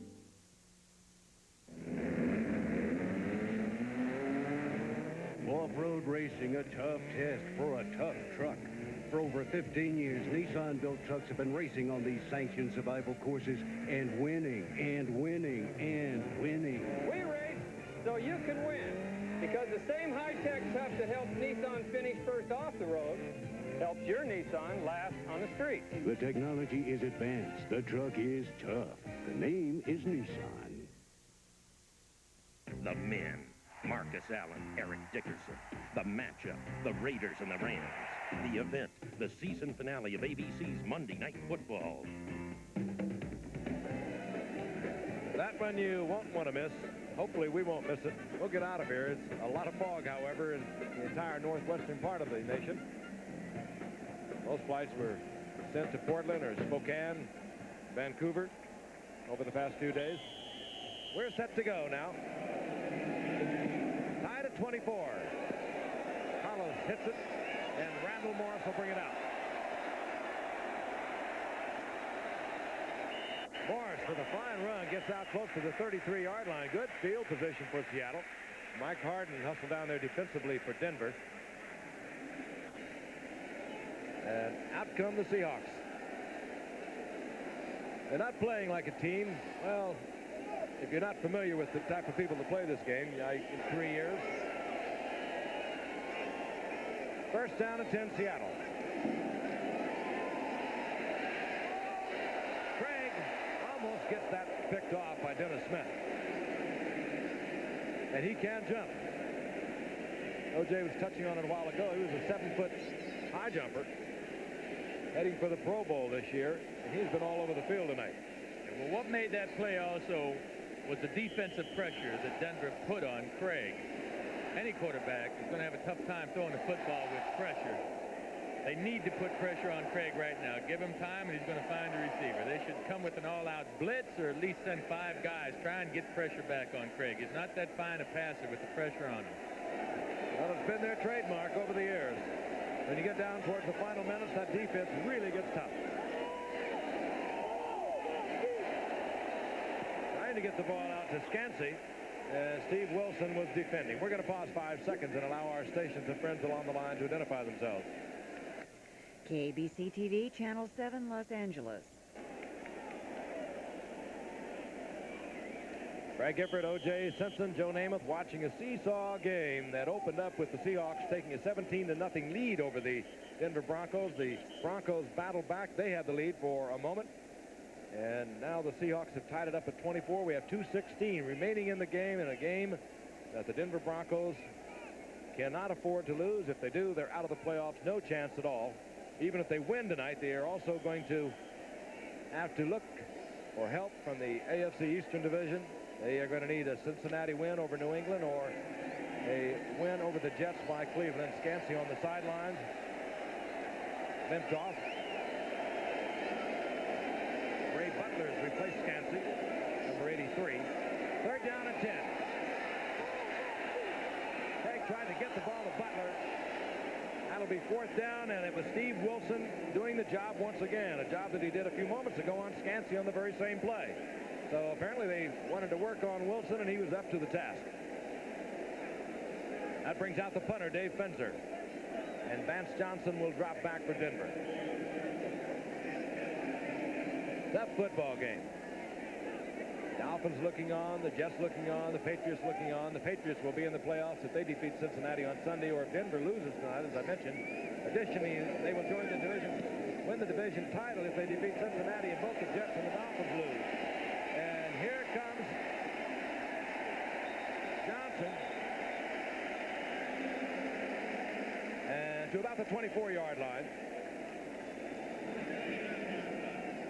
And I thought there was a flag down. It was a piece of paper, but it was a flag, and there is an illegal man downfield. Yeah, they want to make him kick that over. That was a fine punt.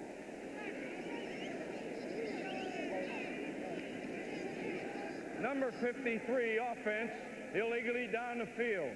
5 yards, 4th down. Well, they'll kick again. I'll tell you about the Miami Dolphins. The Dolphins can clinch the division title with a victory over Buffalo on Sunday in their home, or if all three AFC East contenders lose.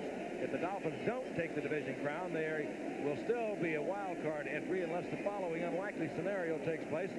Miami loses, Denver, the Jets, and New England all win, and the margins of the Denver win and the Miami loss total 39 points or more. Now, we didn't want to get into that at halftime. That is a little complex and a little remote.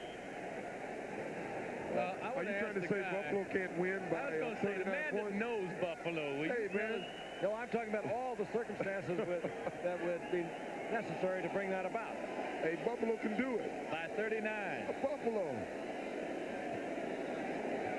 4th down again. Fins are back. Short kick. Johnson calls for the fair catch and executes at the 39-yard line. And with 1:55 remaining, we'll get the 2-minute warning. But the Broncos have great field position. They also have 3 timeouts. A typical Bronco football game. Just about any personal computer does a better day's work with the help of an IBM Pro Printer. The Pro Printer produces high-speed drafts and clear graphics.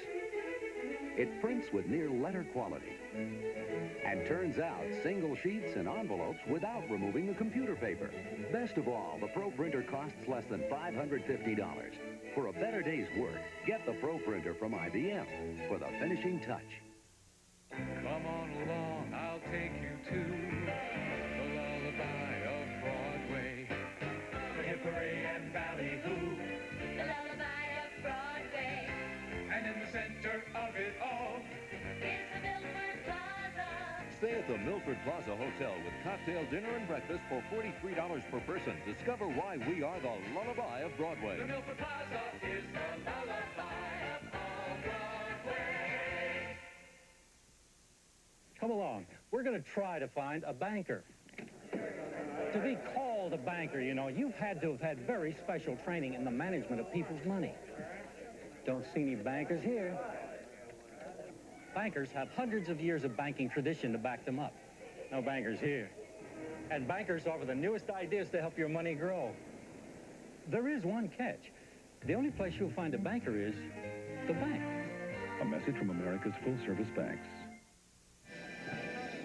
The Kingdom once again, and there's the roof. This stadium is built for $67 million, opened in 1976, and located right downtown. A beautiful facility, kind of no frills, but it certainly is a fine facility. There's Carlos. It could fall on his shoulders as the Broncos have good field position. 1st and 10, the ball at their own 40-yard line.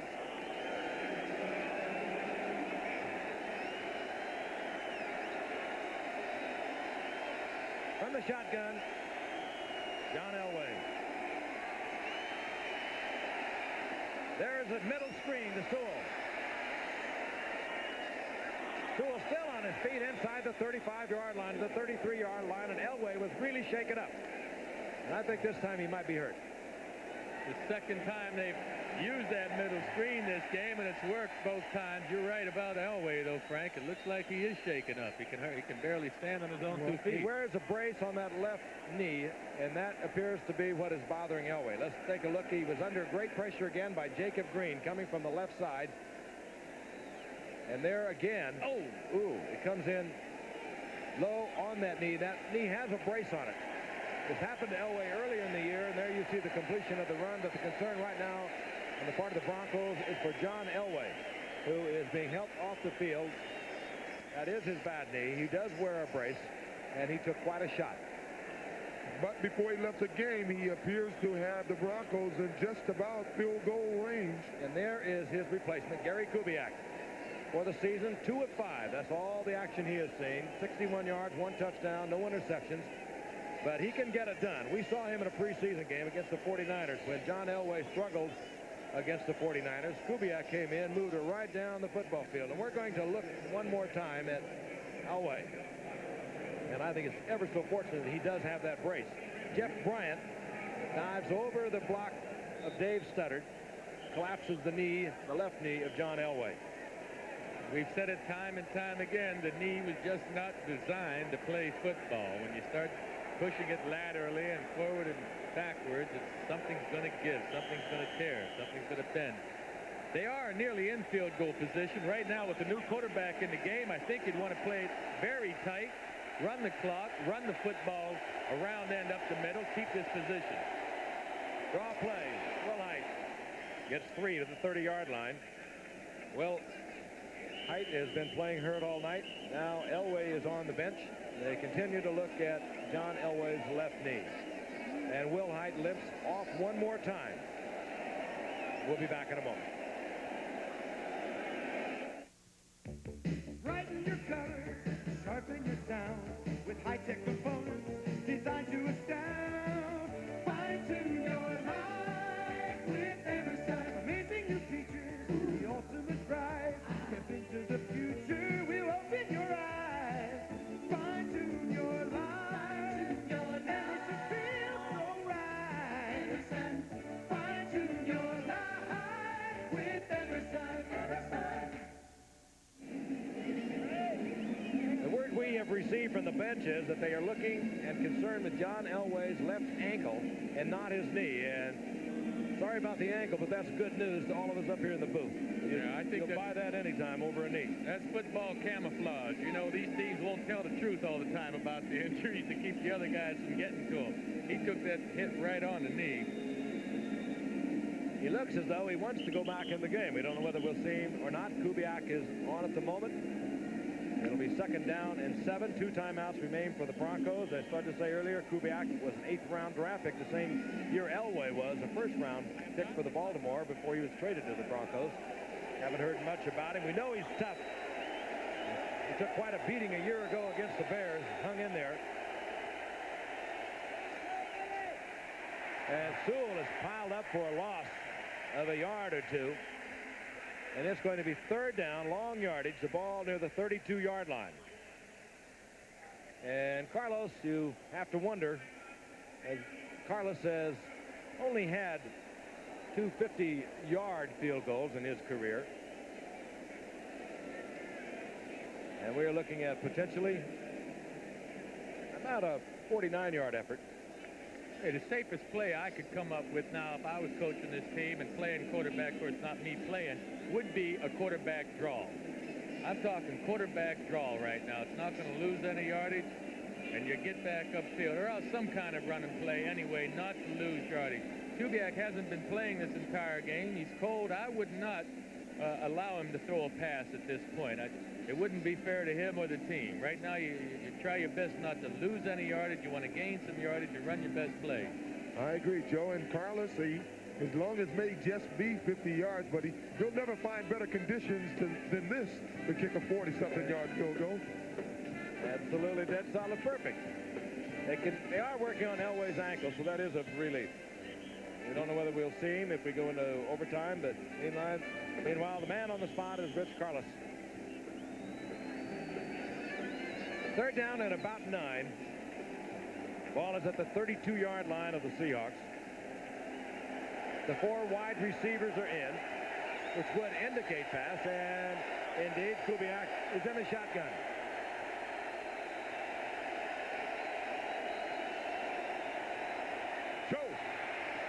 A quarterback draw, and Kubiak stays on his feet down to the 26-yard line. If I had to run the play myself, I'd have probably been a little quicker. Well, another 6 or 7 yards. Yeah, with your knees, I'm sure you'd have made it to at least the 10-yard line. But that was a smart call. Again, he didn't take a chance of losing yardage. It'll be about a 42-yard attempt, depending upon what they allow, usually 6.5 to 7 yards.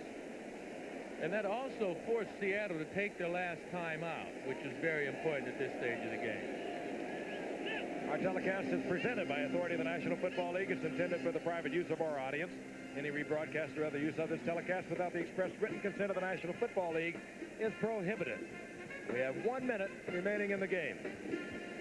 And while we got a little time, I want to congratulate and wish our best, I guess, to a couple of Seahawks. Charles Young, who's retiring after 13 years in this league, and I love those offensive linemen, but I love those offensive coaches.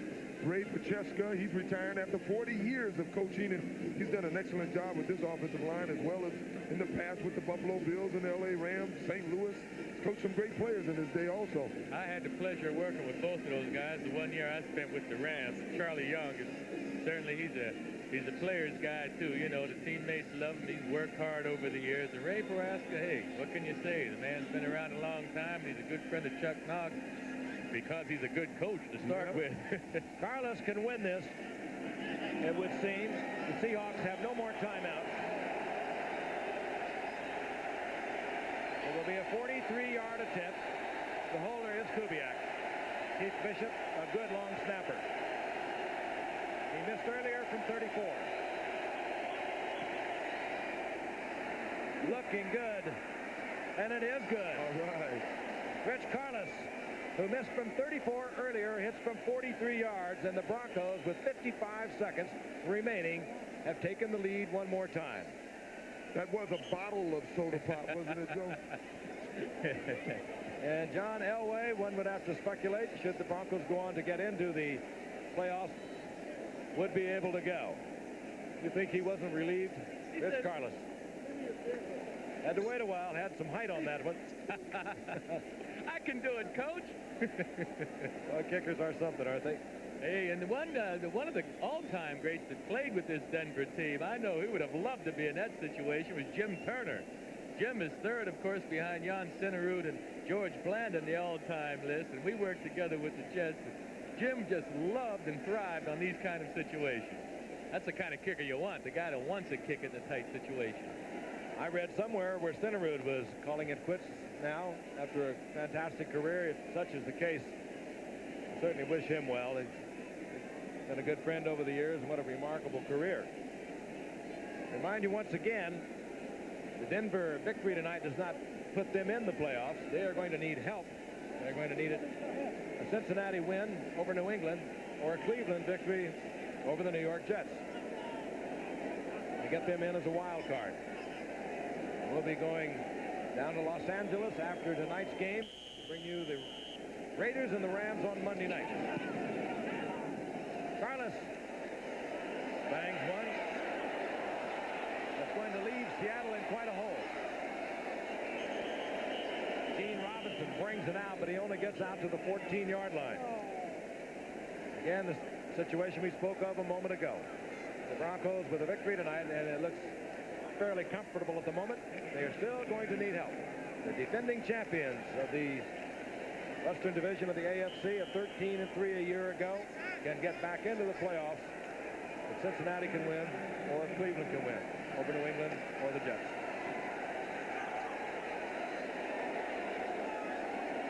Craig from the shotgun, high snap. And Craig had to get rid of it. 47 seconds. And of course, there is no more tomorrow for the Seahawks of 85. A loss tonight, and they will finish at 500 for the season.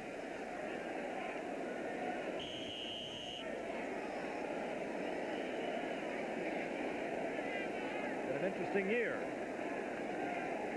Down to the final game, still playoff spots are open. Central Division of the AFC still up for grabs. The AFC still up for grabs. We're in the final weekend. That was a fine catch. Aaron Walker, he knew he was going to get pounded, and he still held on to it. I think that was a fine catch, but he was almost blindfolded. I think he was as surprised as anyone in the stadium that he caught the ball. That by Dave Craig to stop the clock, which had ticked down to 27 seconds remaining in the game. No timeouts, of course. Our ABC Sports exclusive has been brought to you by Nissan, builders of technologically advanced cars and trucks for over 50 years. And by exceptionally smooth Michelob. Where you're going, it's Michelob. And by De Beers, the name that stands for diamonds. A diamond is forever. And by the U.S. Army, a place to be all you can be. Well, Joe, they can't mess around with a 5 or 10 yard pass. They got to throw this ball 15, 20 yards downfield easily. Yeah, the time's running out. No timeout. Yes. Denver will give him this. Walker again. Walker to the 47-yard line with 21 seconds remaining and another Seattle first down. And Seattle keeps it alive. Norm Johnson, by the way, has not had a good year. And Norm Johnson can kick the ball a considerable distance. One would suspect much farther than Rich Carlos. I would think that he would be in a practical situation even at some 55 yards out. His career best, Norm Johnson, the Seattle Seahawks place kicker, is 54 yards. His best this year is 51. Craig knocked away by Mike Harden. He could have perhaps intercepted that, but he was making certain that that pass did not get to Largent. And there's Norm Johnson. Had a tremendous year a year ago, was the Pro Bowl kicker in the AFC. 14 seconds. Seattle has no timeouts. Which would indicate they really have to try to even possibly think about throwing the ball to the end zone. Hopefully there's a penalty that will stop the clock, or the guy will come up with a catch. Either that. They either can't that stop the clock. or get one to the sidelines and get it out of bounds. If they catch anything over the middle, the clock's going to run out. But if they get the ball going out of bounds, they can save it and maybe try the field goal. They need, realistically, to pick up about 15 yards and kill the clock at the same time. Randall Morris. There might have been an opportunity had Morris been able to hold on. 9 seconds now remaining. I've seen more dropped passes in this game tonight than I've seen in any game this season. Well, if he would have caught this ball, you still would be looking at roughly a 55-yard field goal. Not that that's impossible under these conditions. It's indoor stadium. Yeah, well, they have another play left anyway. It wouldn't be 55 if they complete a 5-yard, 10-yard pass the next play out of bounds. So many dropped passes tonight. What is it, lack of concentration or just bad hands? 3rd and long, 3rd and 10. 9 seconds remaining.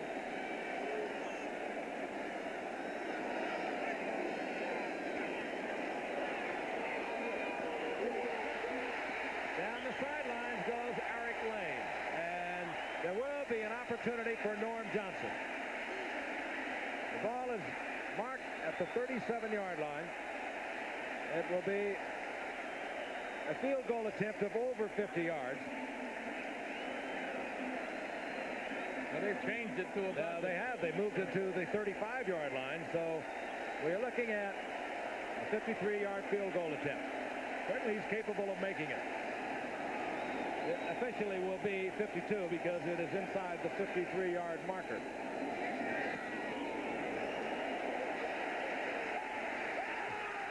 No, it was so close. Many of the fans thought it went through. And Norm Johnson missed by about a foot as time ran out on Seattle. And Denver, they have more lives than a cat. They stay alive. Well-played football game. A fun football game. A typical Denver football game.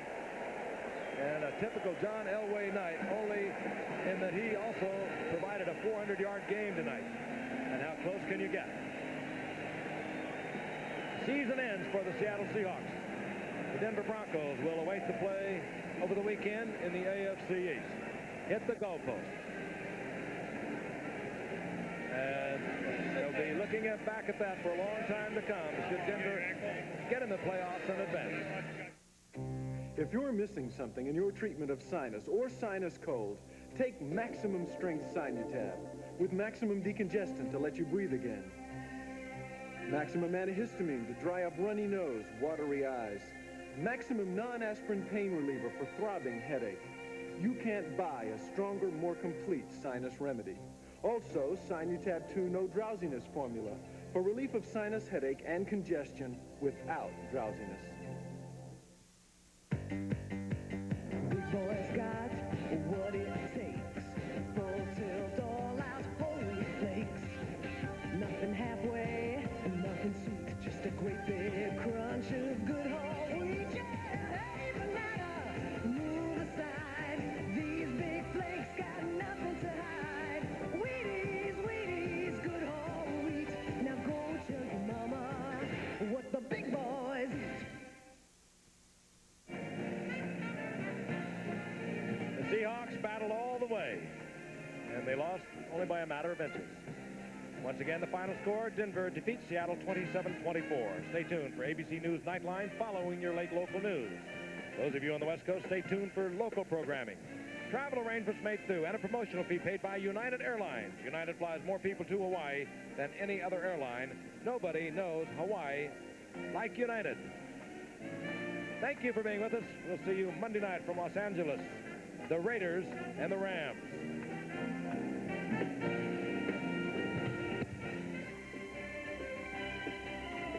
This has been a presentation of ABC Sports, recognized around the world as the leader in sports television.